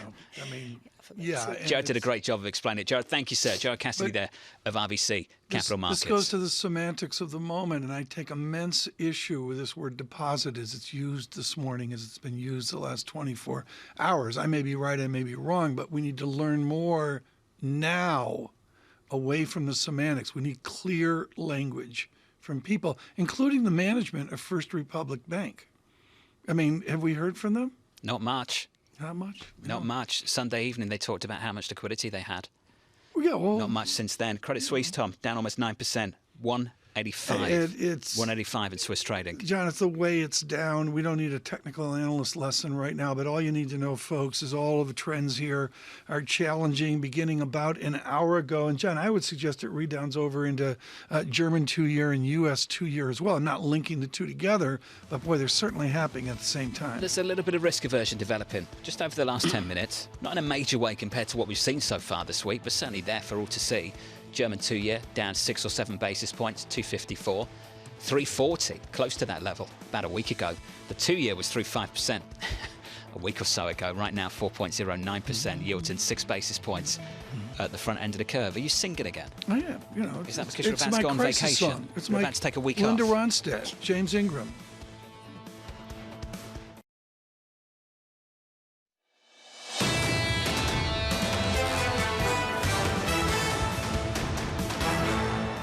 Looking to close out the week with equity futures down about 0.33% on the S&P 500. A long way to go before we get you to the weekend. Before we get there, here's a snapshot of things for you. The Nasdaq on the week up every single day, Monday, Tuesday, Wednesday, Thursday. Nasdaq 100 so far week to date. Before today's action, up around about 6%. Monster move. Want to look at First Republic? I know Lisa wants to do that too. It's down about 12%. Tom, you mentioned, have we heard from the leadership there? Mike McKee did mention it a bit earlier about the suspension of the dividend. They did put out a statement last night, so I'll read some of that for you. Insured deposits from close of business on March 8th to close of business on March 15th have remained stable. Daily deposit outflows have slowed considerably. I think the key line there, though, is insured deposits. A fraction maybe of the uninsured deposits that exist at this lender. So we'd like some clarity on that too. The bank is focused on reducing its borrowings and evaluating the composition and size of its balance sheet going forward, all of that. Consistent with this focus and during this period of recovery, Lisa, the bank and the board of directors has determined to suspend its common stock dividends. So that really is the latest overnight, but just kind of not much else at all. And just the support that we heard about from the other banks giving less clarity as to what the longer term plan is, because does it just forestall some larger kind of partnership, acquisition? 11 banks, 30 billion in deposits, trying to shore up confidence in the institution. And I would go one step further, not just the institution. I think that's the big players really turning around and saying, we think the whole system is going to be okay. Right. And sort of the question is then, why such a big response? And then over to you, Jerome Powell. Do you basically take the same tool that Christine Lagarde did to instill a sense that things are as normal? Let's take a look at First Republic, which shares are lower on the day. And I do think it's interesting to talk about what we've heard overnight and with respect to the suspension in the dividend. But we also are concerned about profitability. And John mentioned this earlier, this concern that they're borrowing at market rates that are significantly higher than they were a year ago, while their assets are paying yields that were perhaps what they would have earned a year or two ago. This mismatch creating a really negative backdrop for them on just simply profitability landscape. PacWest falling in sympathy, one of the other regional banks that has been hit over the past couple of days, 5.5% decline. And, you know, this is what we've been talking about. The story is all banks. And what was the expression again? That you just look at the shark that's biting at your boat? Rick Reed of BlackRock. It's always the shark closest to the boat. Right. So, but there are other issues. And FedEx really highlights them. Those shares are higher by more than 11% after reporting earnings yesterday. The good news, their margins were better than expected. The bad news, it's because, at least for the economy, it's because they're cutting costs. Their revenues are coming down because their shipping isn't as robust. And so in response, they're grounding planes. They're causing perhaps a bit of a reduction in certain routes. But this really highlights the economic question that we're all ignoring because it doesn't matter because banks. Well, I'm with you, but I think that's what the economists are picking up on this morning, whether it's Anand Zettner at Morgan Stanley, Wells Fargo, JP Morgan, Goldman Sachs, and moments ago, Michael Hart at BofA. They are focused on the economic consequences of this, away from the drama. Whether you think that will or won't materialise, the base case for a lot of people after the events of the last week is that this will lead to tighter lending standards, which will lead to softer growth. That seems to be the base case for a lot of people after the developments of the past week. Or the developments of the past quarters as we move from ultra-accommodative to restriction. I'm going to do a little history here because it is most important without question, our most important guest of the day across America. He is Thomas Honig. To say he's former FDIC vice chairman doesn't describe his leadership of the Jackson Hole meetings we attend. And also, Thomas Honig is a voice of agrarian America. He's a former president of the Kansas City Fed. Tom, wonderful to have you with us today. I want to go back to the sweat right now in the advent of your Fed, which was when United Copper blew up in 1907 and J.P. Morgan sat in a study of a house built by Phelps Dodge money and tried to bail out the financial system. That is the age-old distrust of agrarian America with the fancy people in New York. Is the history repeating itself now with the fancy people in Silicon Valley, and for that matter, the fancy people in Zurich, Switzerland? Well, that's a bit of a stretch. I would say that what's really happening is the classic night that follows day, because we had a lot of very smart, knowledgeable people who pursued a policy over the last decade or more of a very accommodative, highly accommodative monetary policy with very low interest rates for an extended period of time. And when you do that, if you think back over every crisis, when you do that for a long period of time and inflation of assets and prices rise, you end up having to tighten policy. And that means all these asset values take downward pressure. And that's what we're seeing today. That's what we saw back then. Right. That's what we saw in the 80s. And that's what we saw in the 2008 period. Is this because of the financialization of America, and that some of these troubled banks are sort of kind of like banks where they're catering to the elite, to the haves, to the have-nots, creating immense distrust politically in Washington, creating immense distrust away from where the elite live? Well, what they're doing, I think, is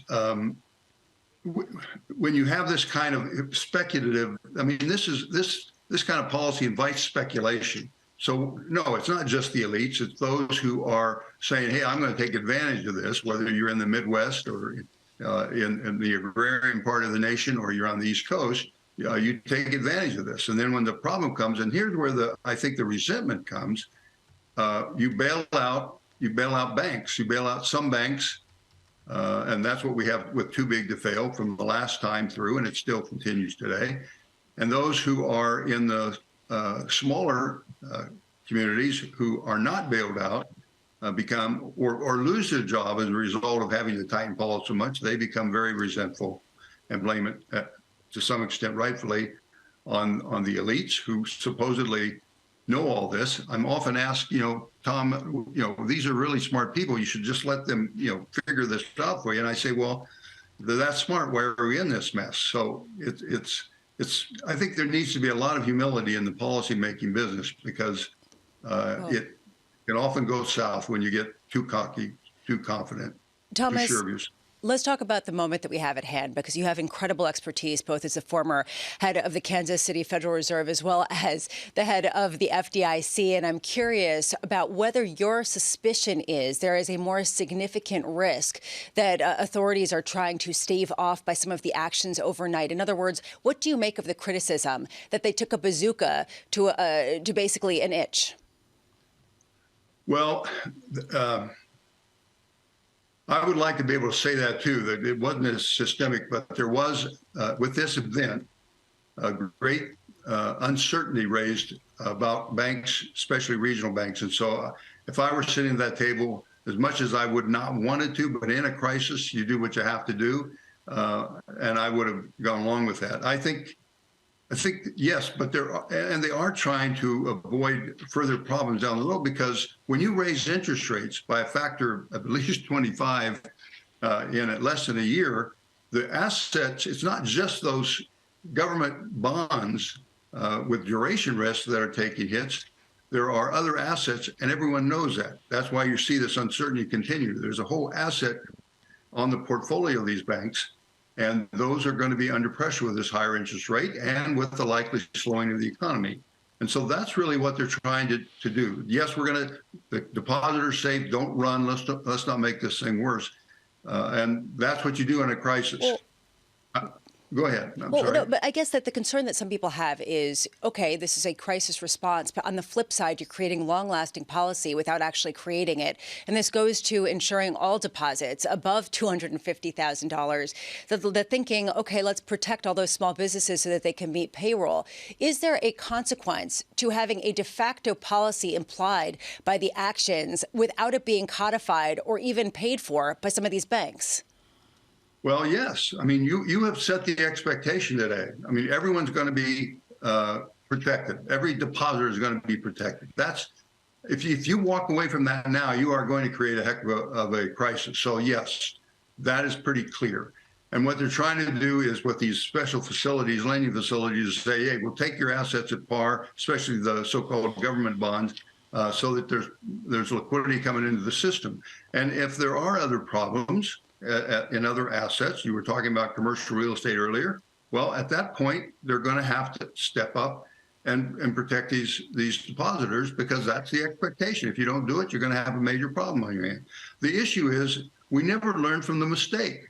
I mean, everyone, I've heard this on this program and others, that capital is just, we're well capitalized. Well, if you were well capitalized, you wouldn't have this kind of uncertainty in the system. So you're well capitalized for good times, but can you really take the shocks? Liquidity follows capital, because when people become uncertain about your solvency, they run, and then your liquidity problem forces the issue. So we have to, we're going to have to get through this, and the government's going to intervene. But if we don't learn on the other side of this to watch our monetary policy, our supervision, we need stronger capital. These liquidity recovery ratios, we have to make sure they're actually liquid, because we say bonds are risk-free. Well, they're not duration risk-free. So we better do a better job on the other side of this immediate panic if we're going to avoid them in the future. Got to get through the storm first, Thomas. This was fantastic. Great to catch up with you, sir. Thank you. Thomas Honig there, the former FDIC Vice Chair. Equity futures down 1/3 of 1%. I want to pick up on Credit Suisse just quickly. Now down 10% and just about holding on to 180 in Swiss trading. 182, Tom, after tapping the S&B just a couple of nights ago. Big time. And that stock is rolling over again to close out the week. Not yesterday, but 2 days ago, 3 days ago. The phrase is simple. As you look at the asymmetry of the bid and the ask, it's simple. The buyers are on strike. They've walked away. It's like 3-4 days ago. What about First Republic, Tom? Down 14%. Relative to the moves we've seen over the last week, 14% is not really a major move, is it? Basically unchanged.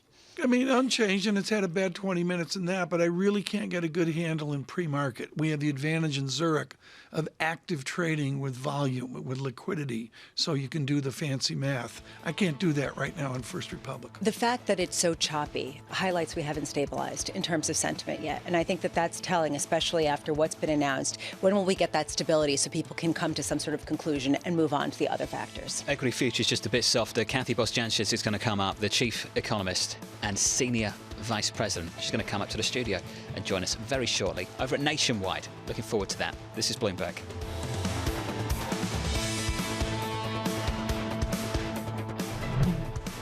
Keeping you up to date with news from around the world with the first word, I'm Lisa Mateo.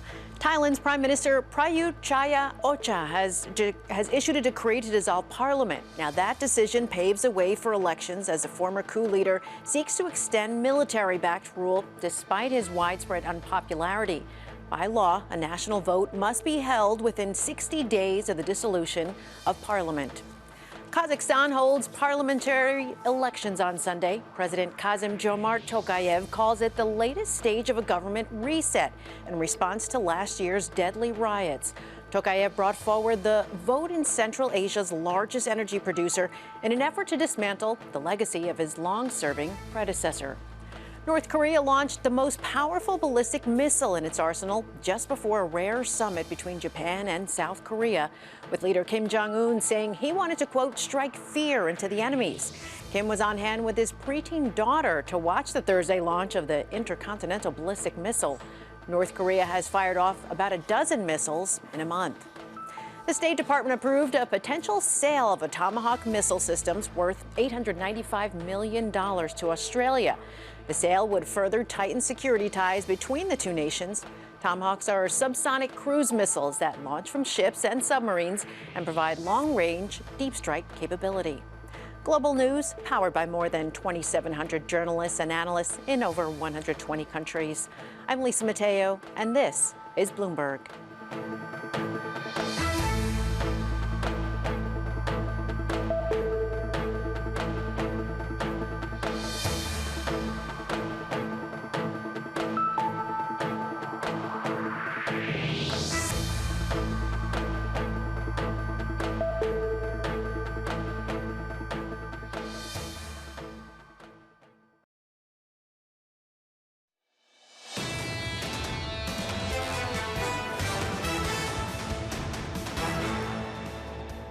I can reassure the members of the committee that our banking system is sound and that Americans can feel confident that their deposits will be there when they need them. This week's actions demonstrate our resolute commitment to ensure that our financial system remains strong and that depositors' savings remain safe. This has happened so quickly. Janet Yellen, the US Treasury Secretary there, it was only a week ago we were sat around this table talking about SVB. And for a lot of people tuning in maybe for the first time to see about this story, they'd never heard of the bank before. Tom, yes. For many people, yes. For many people that was the case. And here we are. It's just kind of dominoed, snowballed over the last week. And not only that bank, but each bank, as you said earlier, John, each bank has its own and different character. And what we just heard from the former president of the Kansas City Fed there, I'm sorry, what percentage of America agrees with him?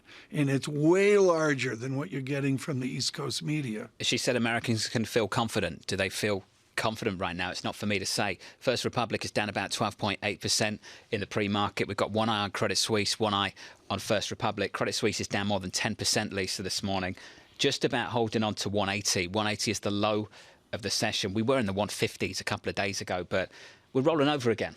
The American consumer, first of all, Credit Suisse is its own story, and we've been talking about that, about how this is a difficult situation. Is it just building on the negative momentum that we've seen because of a concern not among the average consumer, but among businesses and where they plant their money? And that is becoming the concern, the counterparty risk, whether it's depositors, small business depositors in the U.S., or whether it's wealthy individuals over in Europe. There was a meeting, let's get to it here with all that's going on. And John, I'm watching the U.S. 2-year really is sort of the tip point here. I would say it's not near a crisis level right now, 4.11%. I'd say 5 basis points on a 2-year. That feels like the market's closed compared to what we've seen over the last week. Right? That's like nothing. The markets are open, and we will continue here right now with the star of Balance of Power with Joe Matthew. Anne-Marie Horton joins us with what it's great to get a show started, Anne-Marie, amid a crisis. I think that helps things out. You mentioned that there was a meeting of a Balance of Power in Washington of Yellen and Dimon. What can you report on the delicacies of New York meeting with Washington? What was so interesting about this is the timing. You have the Treasury Secretary on the Hill testifying, talking about everything from SVB to the health of the banking system to the fact that inflation still is the #1 priority for the Biden administration. At that same time, Jamie Dimon must have been en route, because when she got back to her office yesterday, that's the man she was speaking to, and they were just finalizing this agreement that had started on Tuesday. So this idea to get these big banks to leave this deposit in First Republic to try to shore up some of this risk and chaos in this bank came from a call, and this was Yellen's idea. She first discussed it with regulators on Tuesday, pitched it to Dimon, and then her and Dimon started hitting the phones across Wall Street, with really Jamie Dimon taking the lead on that. And then it culminated to them just finalizing it yesterday afternoon. So 48 hours, they were able to get these 11 banks together. Anne-Marie, some of these institutions, the large ones, have been vilified for much of the last decade. Does that introduce limits to how much they're willing to do going forward from here? And by willing to do, really we're talking about acquisitions. Even if they were able to make acquisitions, would they want to?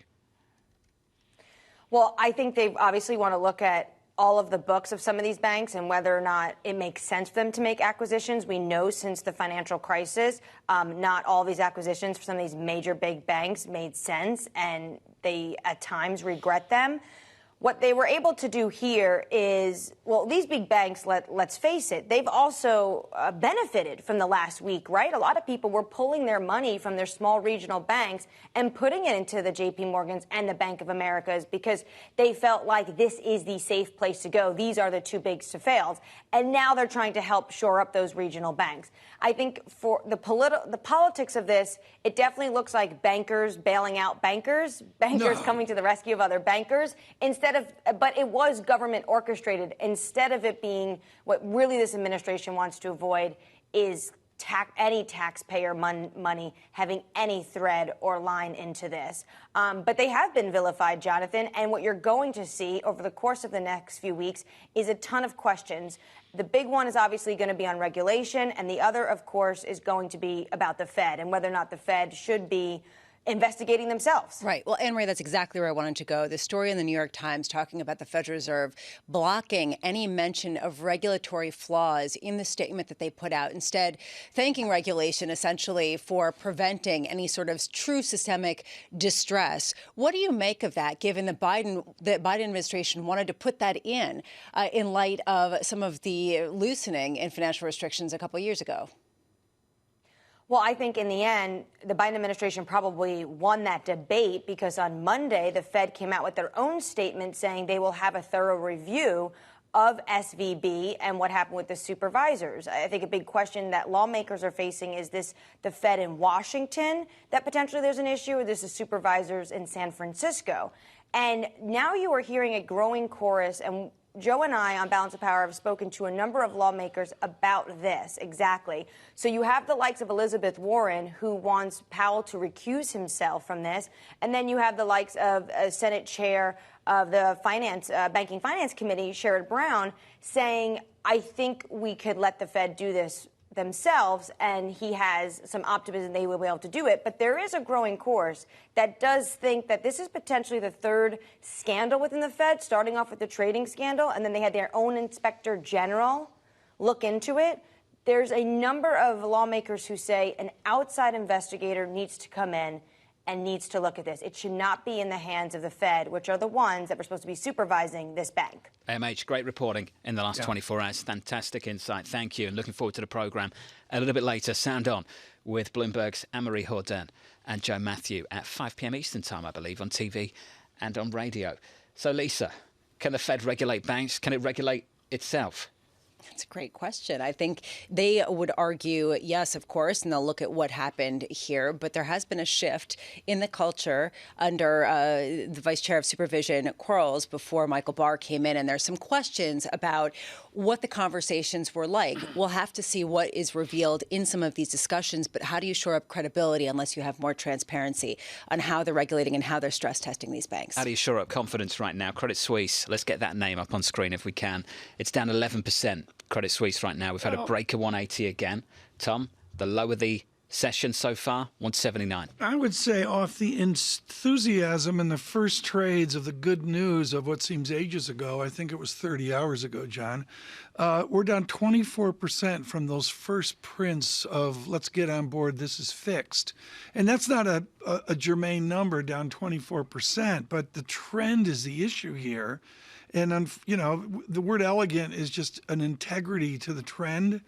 This is a very elegant move to the south right now. It's got some real substance. Talk about what we've had so far, Tom. We've had the Swiss regulator, the Swiss National Bank, put out a public statement of support.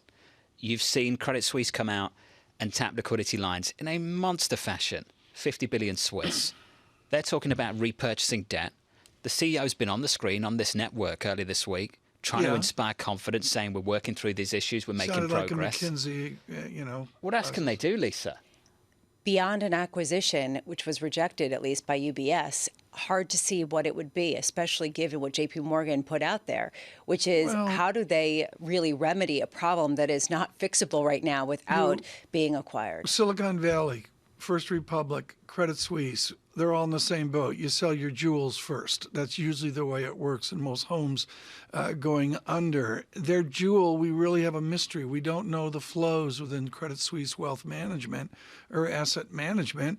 John, you mentioned earlier, they really don't want to tell us, do they? But is this the market with information, with speculation, saying, what about those flows? Why buy the jewels if you can just take them because that's where the flows go without having to assume the liabilities? Or compete for them, to your point, particularly in Asia. Just compete for them. Why do a transaction? Just pick them up. What competition is there going to be left in Switzerland if Credit Suisse and UBS get together? It's like Julius Baer trying to take on the world. It's, that's the challenge, right? 180 on Credit Suisse. Equity futures down 0.2%. First Republic, if you're following that one. First Republic negative in the pre-market as well.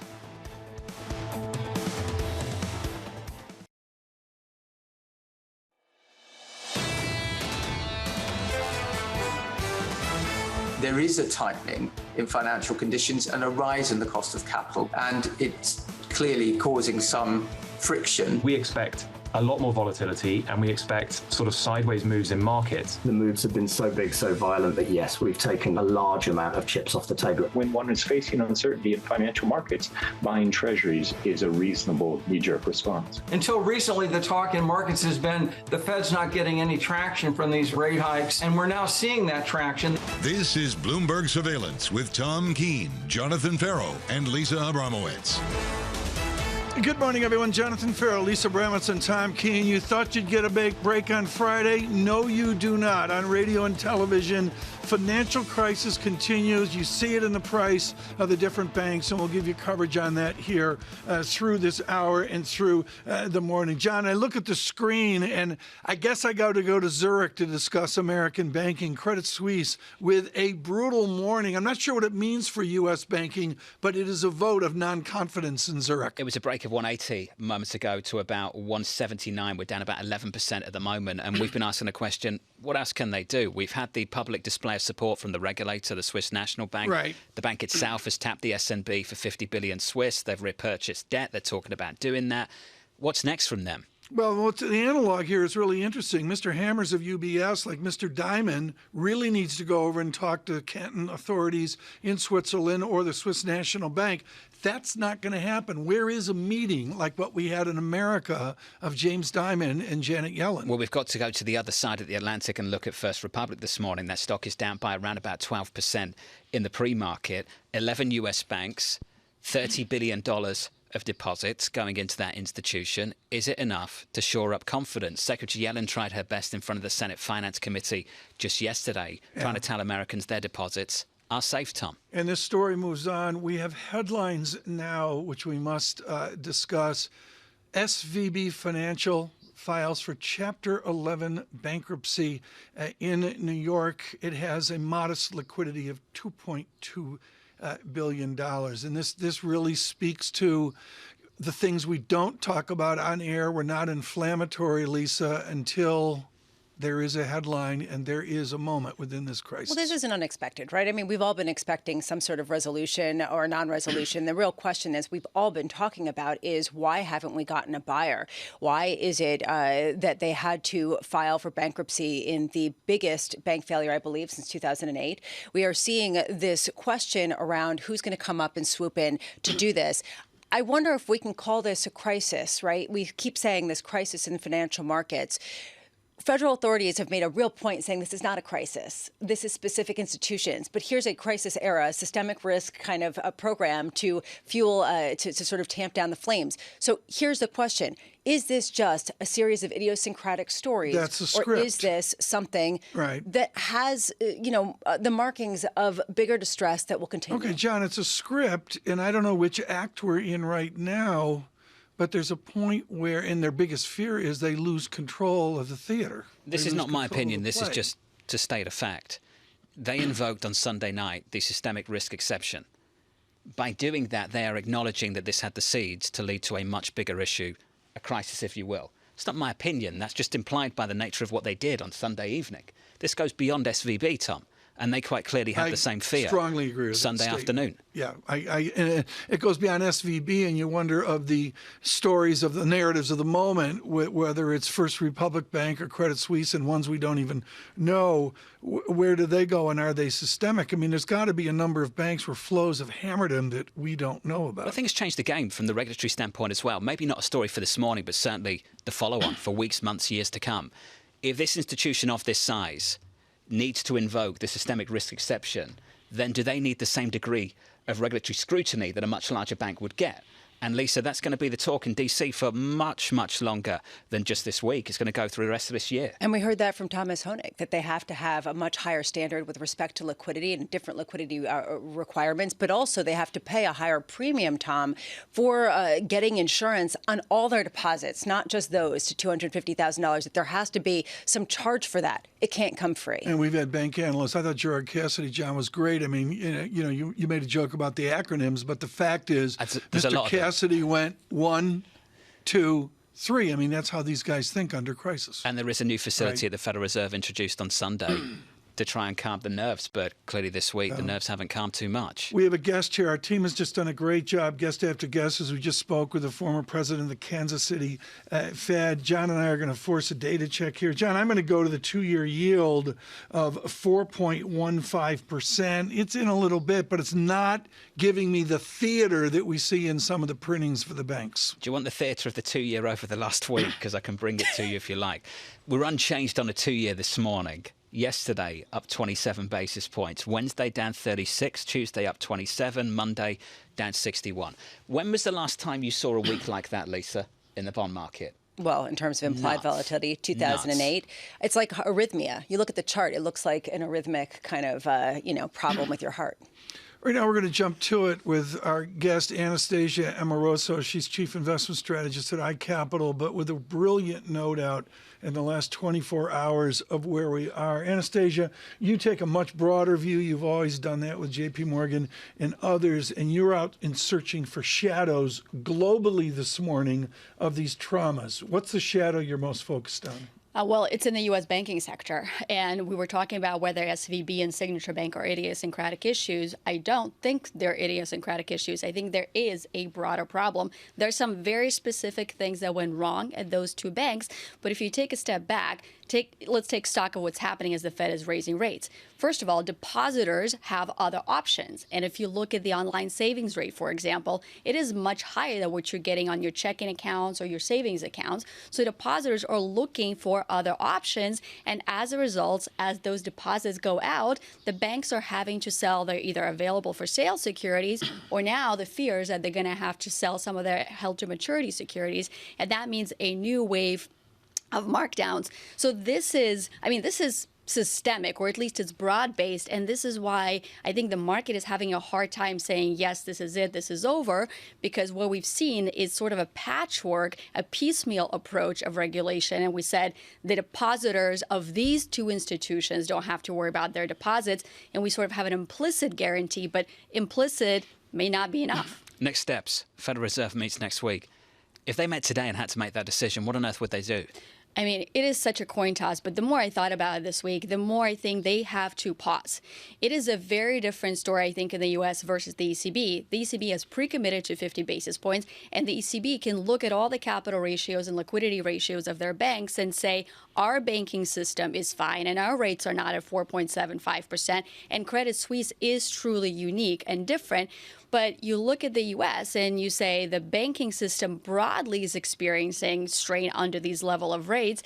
And, the confidence signal of 25 basis points, I don't really think that goes that far. The biggest signal of confidence would be to say we are attuned to the issue. We want to take the time to make sure we have the right approach in place before we resume the rate hiking cycle. To me, that would be the best approach. The economic argument that they could make, that a lot of economists are making, is that you are seeing a rapid tightening in financial conditions in the heels of this, that you're not seeing the same kind of credit that is given over to smaller businesses. Given all of your experience in the private markets world, do you see this distress starting to spread in a way that Larry Fink is describing, saying that that's the next shoe to drop? Not yet, and certainly not broadly, but I think it will impact pockets of private markets. So, for example, the SVB, the reason why, this is such a big deal for the startup community is forget the deposits. Deposits are safe, but what about the lines of credit? What about the loans that some of these VC-backed companies were able to get that they wouldn't have gotten from some of the bigger banks? So who's going to step in and fill the void? Now, I do happen to think that people will step in. I think there's a lot of venture capital that has been raised that has to be deployed. But guess what, Lisa? It's not going to be deployed at the same valuations. And if you look at the early stage VC valuations, they sort of never went up to the levels that the late stage venture did. We'd had a huge surge in 2021. So I think the deals may still be getting done. VCs may be the providers of liquidity, but they're going to demand a pretty steep haircut and a discount on those valuations. So base case now for many people, Anastasia, is that growth gets hit. With that in mind, what do you play for at the moment in this equity market? Yes, so maybe I'm a bit contrarian on this standpoint. I mean, I do agree with Lisa that this is a deflationary development and that the banks will tighten lending standards and they'll pull back on lending over time. But John, if you look at the economy today, we came into the year, the consensus did, expecting 0% GDP growth. The last I checked, which was yesterday, Atlanta GDP Fed, the projection now for Q1 is 3.2% GDP growth. This is an economy, this week aside, that sees consumer confidence that has been rising, the new manufacturing orders that are picking up, and the economy is actually fine. So I think that explains the resilience that we've seen in the market. That's why we hang around this $4,000, $3,900 level, because the economy is fine. And I think the market is betting that this banking issue is going to make the Fed at least pause. So for now, I can't say we're going to see immediate new lows in the market. But at the same time, I think how this ultimately plays out is hopefully the banking issue is fixed, and then the Fed gets back to its inflation fighting mandate. And then we have this major repricing that needs to happen, back from whatever the terminal rate is at now, 4.6% back to 5.8, maybe to 6.5%. So that's a big repricing that's probably coming for the market, let's say later this year. That's how wide the range of outcomes are right now, potentially. Anastasia, thank you. Anastasia Amoroso there of iCapital, thank you. That was what Neil Dutta was saying yesterday, Tom. You take what Anastasia said on Atlanta Fed now, the GDP nowcast, if we can call it that, 3 handle. You overlay that with inflation, or rather you take the inflation story out. You're talking about nominal GDP at 8%. I'm going to go back to the giant Phil Correa, who at Pioneer Group, where he says it's the bright lights of inflation and it's the bright lights of nominal GDP. It doesn't save all the zombies, but there's all sorts of companies benefited by moving from 3 or 4% nominal out to 5, 6, 7% nominal. That's the bullish argument. That is. That is the bullish argument, Lisa, that you have 8% nominal and a reason for the Fed to back away. That's the bullish argument on that. The bearish argument on that same point is that the Fed has to come in much stronger later on, as Neil Dutta was saying, and as Anastasia was expecting, at a time when people aren't looking for that. And then break more things. That's the concern, right? I'm with you. Yeah, I hear you. Credit Suisse down 11%, 180. First Republic. I wasn't cutting you off. I mean, it's just I'm with you. You're not getting me off. You're humoring me. I'm here to indulge. Good level of gloom. Down 13% at First Republic. I mean, it's why I set up the bull case so that Abramowicz could swat it away. Yeah, what did the Eurozone ministers say to the US? What did they say? It was a sledgehammer on a it's fantastic quote. Yeah, it was basically they took a sledge. From a financial stability perspective, they really killed the fly with a sledgehammer. You killed the fly with the sledgehammer. The bearish argument. Thanks. There we go. I appreciate that. First Republic 29.73. This is Bloomberg. Keeping you up to date with the news from around the world with the first word, I'm Lisa Mateo. The UK government and education unions agreed to begin intensive talks in a bid to end a wave of teacher pay strikes. 4 unions and the Department for Education say no school strikes will be announced for 2 weeks while the discussions are happening. The move raises hope of an agreement to end industrial action in schools across England 1 day after the government reached a pay deal with nurses and ambulance workers. Turkey is nearing ratification of Finland's accession into NATO. The move brings the military alliance a step closer to welcoming its 31st member as the effects of Russia's invasion of Ukraine spread across the European security landscape. President Erdogan is meeting Finland's head of state later today. China's central bank cut the amount of cash banks must keep in reserve in an effort to stimulate the economy as it gradually recovers from pandemic restrictions. The People's Bank of China says it reduced the reserve requirement ratio for almost all banks by 0.25 percentage points, effective from March 27th. Data shows economic activity rebounded in the first 2 months of the year, although growth output and industrial output wasn't strong. I'm Lisa Mateo. This is Bloomberg.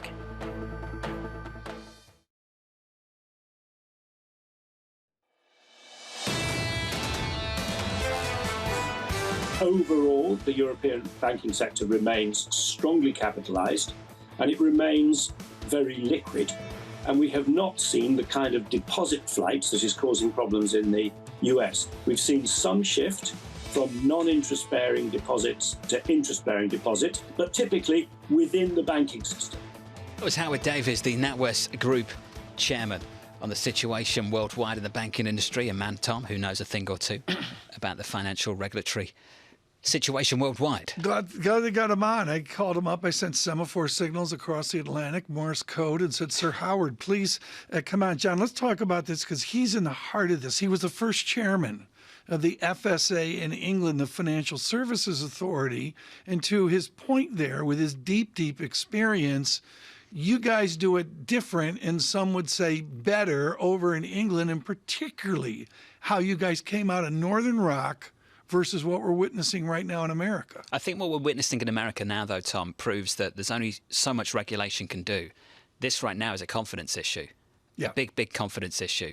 And just by the nature of banking, it's been somewhat entertaining, if it can be somewhat entertaining over the last week, to hear people describe the situation with SVB and then basically describe the banking model. And then say, yeah, and this is the problem because they've got this duration mismatch. And I'm sitting there like, No, and yeah, Sir Howard... Isn't that just how banks work? Yeah. And it's like they've finally found out for the first time that this is how banks operate, Tom. Like, this is the model. This is what they do. I think we need to parachute in someone like Sir Howard Davies here to give us some holistic perspective. Because of the urgency of time, we get to our esteemed guest. Kenneth Leon is Director of Equity Research at CFRA. He's modestly experienced, including the 2008 crisis with some real tendency. What was that like, Ken? Take us back to March 15 years ago. You're at your desk. What was it like? News is moving so much faster than how you can react. And even this weekend, if you're in the ratings committees at Moody's and S&P, you're trying to catch up with the market. I agree with Sir Howard. Our CFRA esteemed forensic accounting stated that European banks are in stronger liquidity position than U.S. banks. So when you go back to 2008, it was a little bit more transparent because it was the largest banks and it was really the markets. We think there's a story that's missing today, and it's almost that the conversation is binary with the Fed on financial stability and then next week monetary policy. But the third rail is really people. This is a people story of bank supervision. I have a report note coming out later today, and we're taking a deep dive in terms of the people story, because even if you do the walk back from legislation in 2018 to more significantly regulate the top 100 banks, there's a problem of banks with total assets with this story of 10 to 100 billion. There's $2.7 trillion in those banks. And if you're a hedge fund or you're long short, you're saying there's a cockroach theory. So the markets still don't believe that the financial stability plate has been really fully stable. And we think there's a long tail going well into Congress and the report from Michael Barr at the Fed on how do people supervise banks. The people overnight, Ken Leon, by our reporting, suggest that $30 billion will be in what essentially is a 3-month CD, 120 days to salvage First Republic Bank. Comment, please, on the efficacy of a 3-month timeline of this plug-in. What happens in 120 days? You know, it's not a detailed term sheet, but, 25 of the $30 billion is the 6 largest banks I cover. It's a confidence factor, and it's essentially trying everything they can to make sure that you arrest any panic and you have financial stability. So I'm not sure the timeline is that critical. The banks, particularly the large banks, Jamie Dimon and others, want to make sure that we get past this problem, and then we can ask the harder questions of what happened, how do we fix this, and importantly, ring fence the problem. Can we look at one bank in particular, Silicon Valley Bank? They filed for bankruptcy, Chapter 11 bankruptcy this morning. Even after entering receivership, this is the second largest bank ever to fall under the agency's receivership, behind only Washington Mutual. We're looking at the second biggest failure in the past couple of decades. I'm curious whether this is significant for you or an expected sort of denouement of this saga. It's an unexpected event, but again, it's a people story. It's bank examiners and Sarah Raskin yesterday, who I don't agree with a lot of her politics, but she said this was really supervision 101 to many of the issues that you had with this bank. And I think if you can put $80 billion to the IRS, you can put more funding to the Fed so that we have more people out in the field. You're not going to have 5 to 10 Fed examiners, as you do have at the largest banks, to get down to these levels. They need more resources, or you need artificial intelligence. All these are important because it's human error that has missed this observation, and unfortunately that has created the problem. Well, this raises a larger question, Ken, which is what's next, right? I mean, if there is this sort of human error of not being able to effectively oversee some of these smaller regional banks, how many more are there?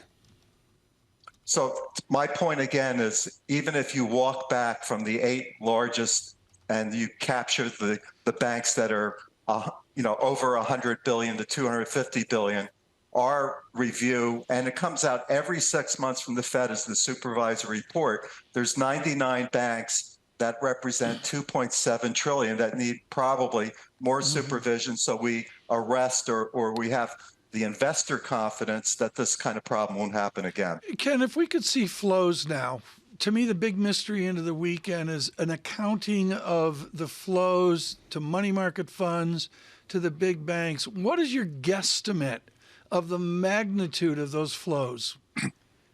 Again, to your first question, I don't think this is 2008. I do believe that we have financially strong institutions, both in the U.S. and Europe. And I do believe Credit Suisse is really a one-off at this point. And it's been really resolved to the extent that the Swiss bank is there. I don't think we have that kind of situation, Tom, of hysteria as we did when all the wheels were coming off the tracks back in 2008. Hey, Ken, this was great. Let's talk again next week, hopefully. Ken Leon there, Director of Equity Research at CFRA. Credit Suisse breaking down session lows, down almost 12%, 178 on Credit Suisse. First Republic, that stock very much followed over the last week or so, down about 18% in the pre-market, just off session lows at the moment at about $28 in the pre-market right now. And the correlations here are going to really need to be watched. I can't make a correlation like on a normal day of, say, 2's10 spread or the real yield. I just don't think those dynamics work right now. I would say the equity markets give a little angst in the VIX. You know, it's not the 30 or the 29 level of a number of days ago, but I'm sorry, pushing near 25 is sort of unacceptable right now. Futures a whole lot softer now, down 0.7%, so that's a session low too. In the next hour on Bloomberg TV, coming up on the Open, we'll catch up with Mohammed Al-Arian of Queen's College, Cambridge, Brian Levitt of Invesco, Jack Manley of JP Morgan Investment Management, Margie Patel of Allspring joining us as well. So that's your lineup, Tom, going into the next hour and through the opening bell. I'd love to know what Margie Patel thinks. Her ability to move seamlessly from debt instruments over to use of cash equities is world-class. And with the pop we saw yesterday in the market, it's going to be fascinating to see where she's allocating. Got to get Mohammed's view on the Federal Reserve as well for next week, Lisa. The ECB going 50. Oh, I thought. Does the Fed follow through and hike? Exactly, especially given what we heard yesterday from Richard Clarida saying that the Fed's very much going to take cues from the ECB. So if they raise 50, does that mean almost an assured 25 basis point rate hike from the Fed, regardless of the differentials on both sides of the Atlantic? Is Aaron Rodgers going to the Jets? Is that happening? You're asking me? No, I'm going to bring that up maybe at the top of the hour with Mohammed. Very sophisticated of you, yeah. I advise that. Is it official? Has he left Green Bay? Has that happened? I don't think so. I think they're arguing about it, but Mohammed's been involved in that. Well, he's like the man. He's the authority on the New York Jets. No, but he came out of a meeting in Cambridge. He had his damn retriever. Talk about retrievers. It's like Jeremy Lyons. Anyone tuning in right now thinks that Mohammed Al-Arian might buy the Jets. No, and let's not spread that true. rumor. But it's like Jeremy. That rumor. That's a good rumor. It's like that's a really good rumor. It's like Jeremy Irons in margin call. I heard. Yeah, seriously. I didn't hear. No. Future's negative. This is Bloomberg.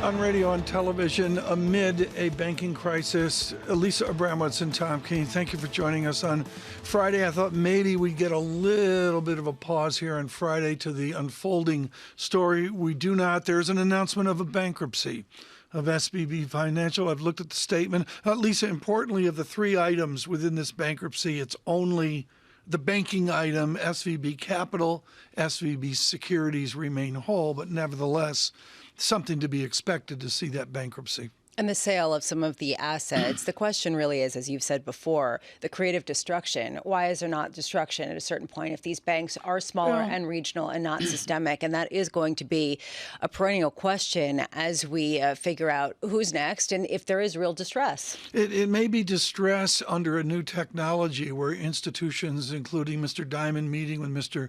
Yellen, according to Anne-Marie Horton's reporting last night.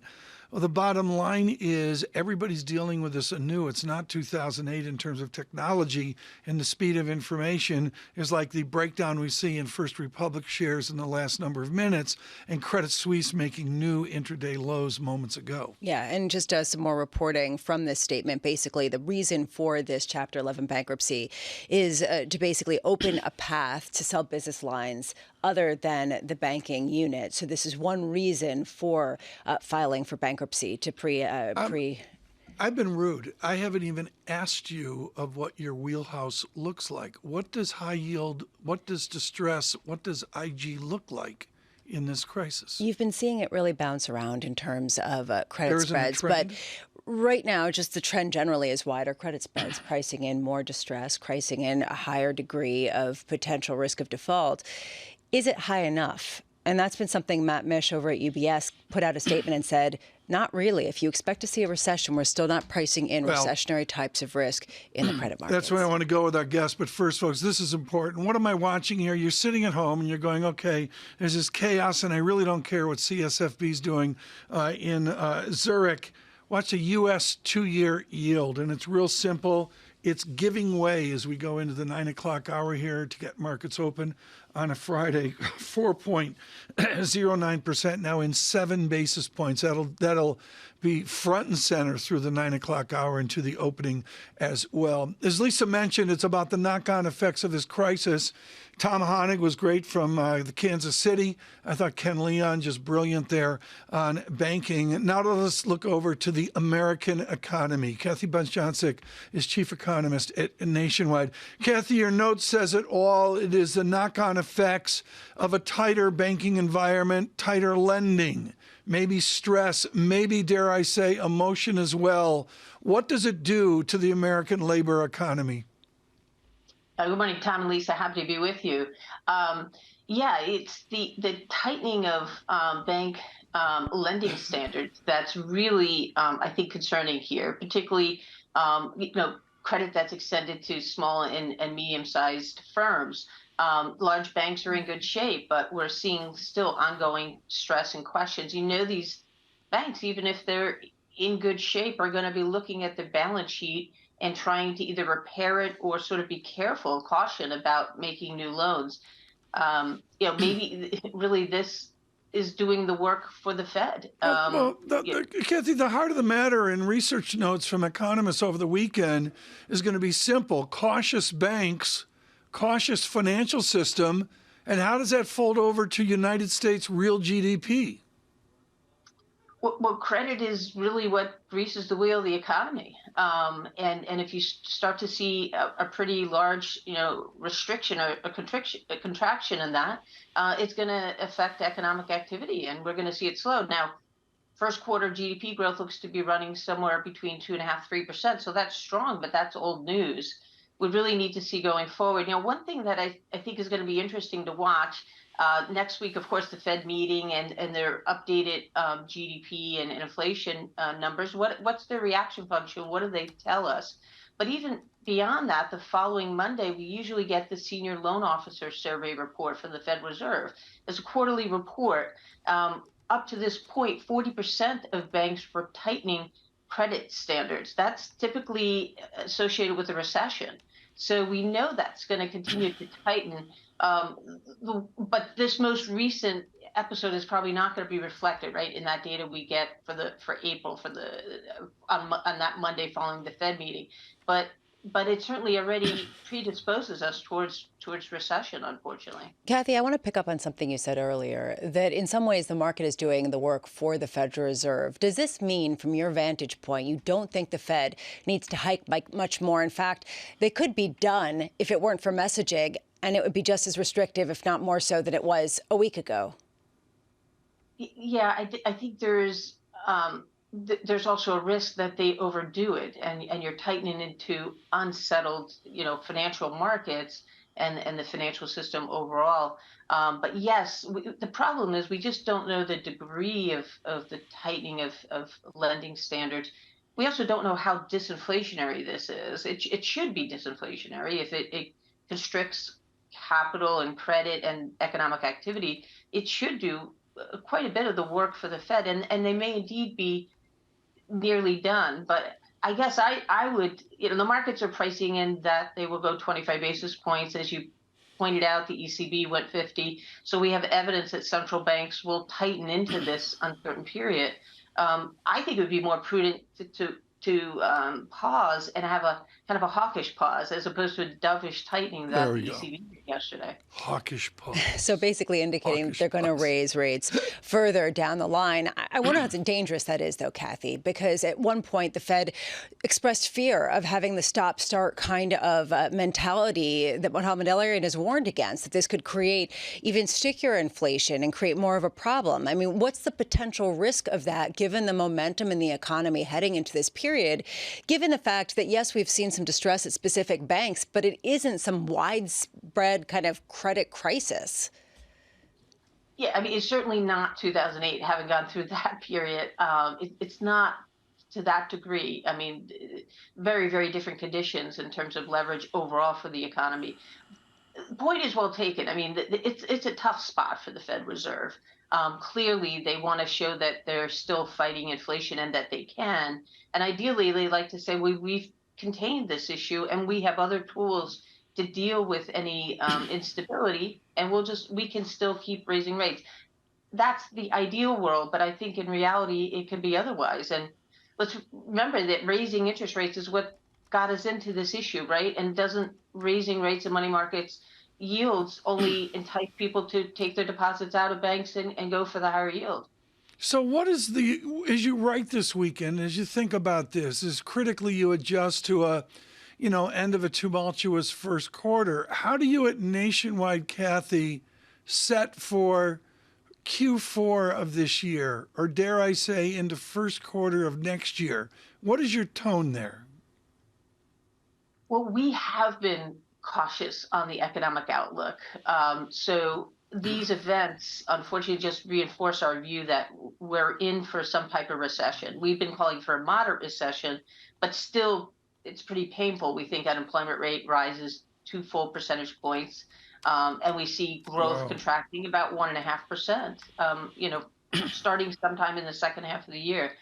So we remain cautious, and again, these conditions only sort of reinforce that view for us. Does that get us closer to the inflation target that the Fed has, or not so much because of some of the stickier drivers of price instability? Yeah, unfortunately, we don't really see a big deceleration in inflation. It's really because of the core services number. So we see, it's still going to take a few years to get back to 2%. We would think that the Fed could stop raising rates sometime, maybe by the middle of the year, but that they need to hold it. Now, that's very different than what the markets are saying. The markets are saying, in a sense, the Fed's going to make a mistake, go too far, and they have to cut rates in the second half of the year. Kathy, thank you so much. I have to run here with markets moving. Kathleen Bostjancic is with Nationwide. Lisa, the markets are moving here. Equities drift away here. The VIX goes out almost 2 points, 24.66. Not the tension of earlier this week, but I'm sorry, the 2-year speaks volumes. It was 4.09, and all of a sudden I'm enjoying 4.05%. I'm in a solid 10, not fear-laden, but maybe Friday angsty basis points. Or shrugging off what the ECB did as any kind of tell on what the Fed's going to do, basically saying, look, okay, the ECB can raise rates by 50 basis points, but they're further behind the Fed in terms of the hiking cycle, and you're looking at a Fed that's much more compromised by the issues with financial stability. See it in oil, too. I mean, these are little tea leaves. I don't want to oversell it to you folks now with the 2-year yield rolling over. I've also got American oil was green on the screen slightly and now red. $67.64. And maybe, Lisa, the real push there Brent crude 73.86 is a global price. To see a 69 handle on that would be something new. Oil's been so noisy for me. It's hard for me to make a coherent story around it, although it is traveling in tandem with other assets. I take a look at gold.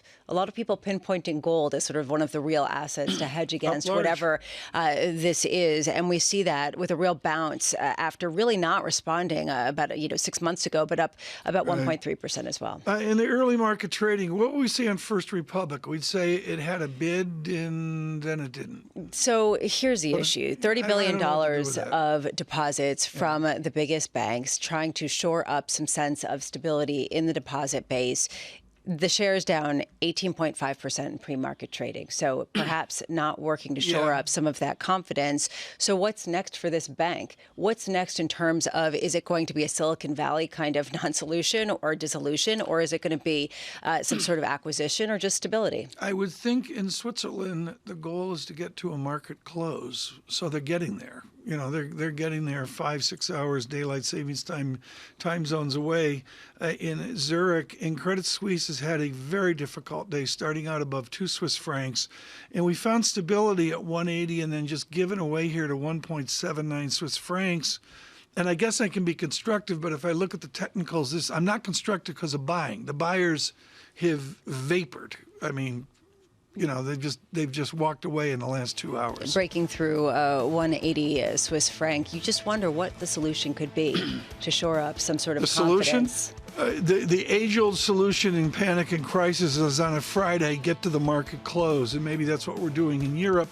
And most decidedly, perhaps that's the banking goal in the United States as well. We're going to continue here with futures negative 26, Dow futures negative 239, the VIX 24.67. Please stay with us. This is Bloomberg Surveillance. Keeping you up to date with news from around the world with the first word, I'm Lisa Mateo. Microsoft CEO says it's infusing OpenAI's technology in its Office apps. Satya Nadella spoke exclusively with Bloomberg's Emily Chang. Today's generation of AI is all autopilot. In fact, it's a black box that we just sort of use that is dictating, in fact, how our attention is focused. Whereas going forward, the thing that's most exciting about this generation of AI is perhaps we move from autopilot to copilot. Microsoft is already testing it with 20 companies, including 8 in the Fortune 500. North Korea launched the most powerful ballistic missile in its arsenal just before a rare summit between Japan and South Korea, with leader Kim Jong-un saying he wanted to, quote, strike fear into the enemies.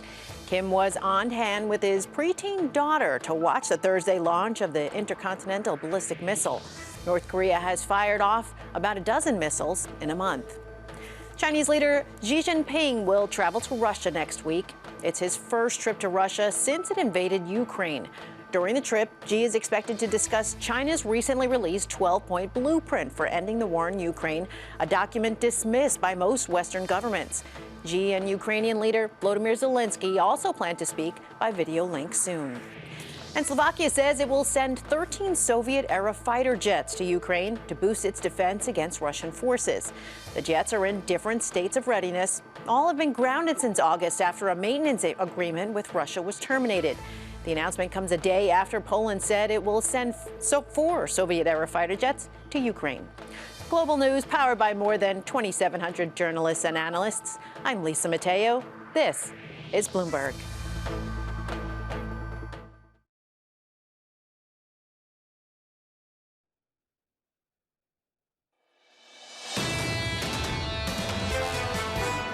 Looking at the exposure, for instance, to Credit Suisse, they are quite limited, and there is no concentration. There is no a single counterparty that concentrates a large part of that exposure. The liquidity position of the European banks is robust.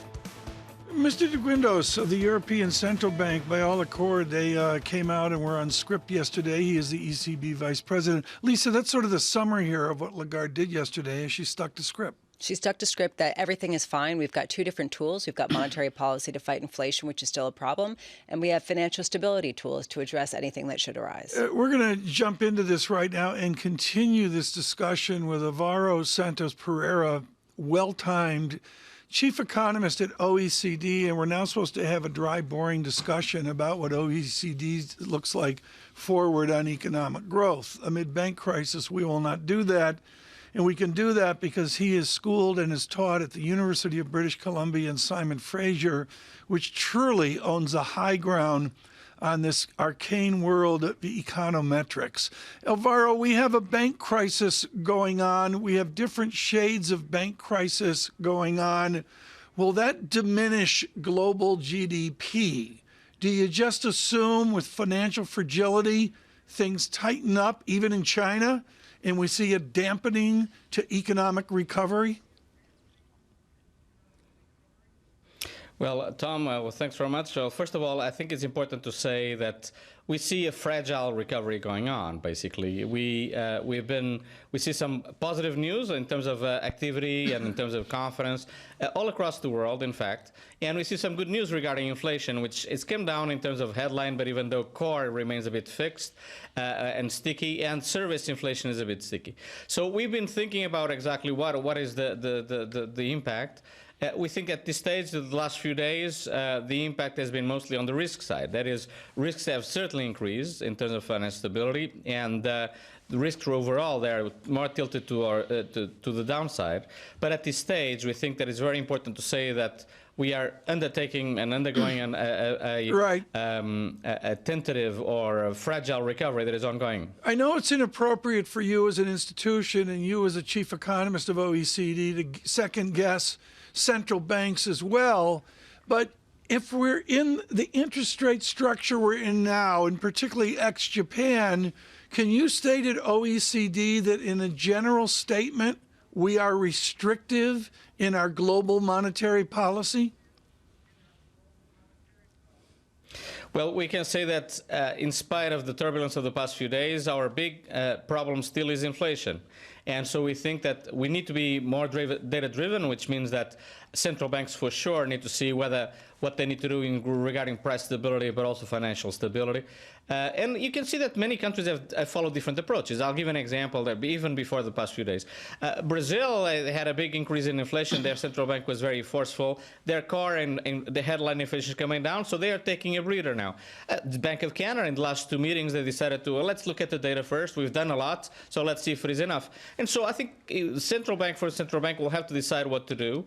Right now, this important to say in terms of financial stability, this is not 2008. Important to say that banks are in much better shape than they used to be. Regulations also in many countries and monetary authorities are way more active than they used to be. So even though, yes, there are risks and there are some episodes of financial volatility that could potentially continue, we do think that right now we don't see systemic risk still on the cards. When does it rise to that risk? When does something break from your vantage point? Well, I think what matters that it will be exactly if we have really bad news regarding either the inflation front, and that would mean that rates would have to go higher than anticipated, or if there's an unexpected event. Right now, as I said, what we see in terms of our risks is that even though they are tilted to the downside, the economy is starting to have, it's not only the United States, it's also in Europe and China and a few other countries in which we start seeing some positive signs out there. So I think it's important to keep the eye on the ball and understand that in spite of the very short run for volatility, we still think that at this stage the economy is slowly getting back on their feet. Alvaro, the market disagrees, and this is sort of what I found really notable over the past couple of days. We've seen a huge repricing in Fed policy going forward. We have seen a huge repricing in expectations for inflation and for growth, at least based on the markets. Right now, people are basically expecting Fed funds rates are showing basically one more hike, then done, then almost 100 basis points still of rate cuts. What are you saying? What are you seeing that is so different to that scenario that markets are currently pricing in? Well, looking at fundamentals. And so I understand the markets, and of course, sometimes markets overreact sometimes. Obviously, they are on the ball, but we think that we need to look at fundamentals. And for us, the fundamentals are: how is the economy looking in terms of labor market? How is the economy doing in terms of financial stability front? And also, how's the economy doing in terms of activity indicators? And what we see right now is that, yes, it's true that very likely, because of the turbulence of the past few days, it's very likely that, for example, financial institutions might become a bit more conservative in the lending procedures. It is very possible that we might have a few volatility in a few financial institutions, but at this stage we don't see systemic risk on the table. From Paris, with a purview of the OECD, Alvaro Santos Pereira with us, their chief economist. Lisa, we've been waiting for this. You called for this. 2-year yield is my proxy here in the United States, but all of a sudden markets on the move. I can't really come up with the narrative of the day, except you're not seeing any kind of confidence stick around in the banking system to the degree that people would like. And I wonder the correlation between a small bank called First Republic and the 2-year yield, the benchmark 2-year rate. What are you doing? The sort of irony between that. Do you think that James Dimon and Janet Yellen are having morning coffee today? Are they on the phone, or is he down there again? Saying what? You know. What, we put more deposits? Is it working? But at the same time... What is the next step? Right. What is the next step? I keep going back to a point that a number of people have raised, that for a bank to raise capital right now is incredibly expensive based on the income that they are earning from pre-existing loans that were underwritten during a different era. This mismatch in profitability is an existential challenge to banks that don't necessarily have that deposit base. To the immediacy of the move now, pre-market First Republic is broken down and now, moments ago, breaks down decisively below a 27 handle. I don't have in front of me the chart to see what is the key level of breakdown to return to the low 20s that we saw in crisis. I believe it was yesterday or the day before, but certainly if you're just joining us on radio and TV, a real deterioration there. S&P futures negative 28, Dow futures give away 0.8%, 264 points. The VIX out near 2 points as well. Another proxy here of a broader sense, as we heard from OECD, is oil. Oil was up. It's not anymore. Oil 67.42 now, down $1, 1.4%. Lisa, what do you see in the bond market as well? Well, I'm looking at some of the yield curves in a sort of re-inversion in a way across the board. I guess I'm struggling to know how to characterize this move. The spread market, yeah, I agree. Well, I guess I'm struggling to understand this market in any way, shape, or form. It lacks a kind of rudder. And that's sort of the volatility that we have seen ongoing, with some of the steepest volatility implied in the bond market going back to 2008. Credit Suisse, if you want to look across the pond with real clarity here, finally some form of bid on Credit Suisse. We go from a low well under 180, and we've launched out up to 1.83. There's a bit of good news. But again, to get back to First Republic Bank, and for those of you tuning up for a Friday morning, you thought it would be peaceful. It's not. 12, I can't remember the number, 13 American banks, 12 American banks, 2 American banks, a set of American banks. 11 American banks. It was $30 billion. $30 billion with some form of 120-day window.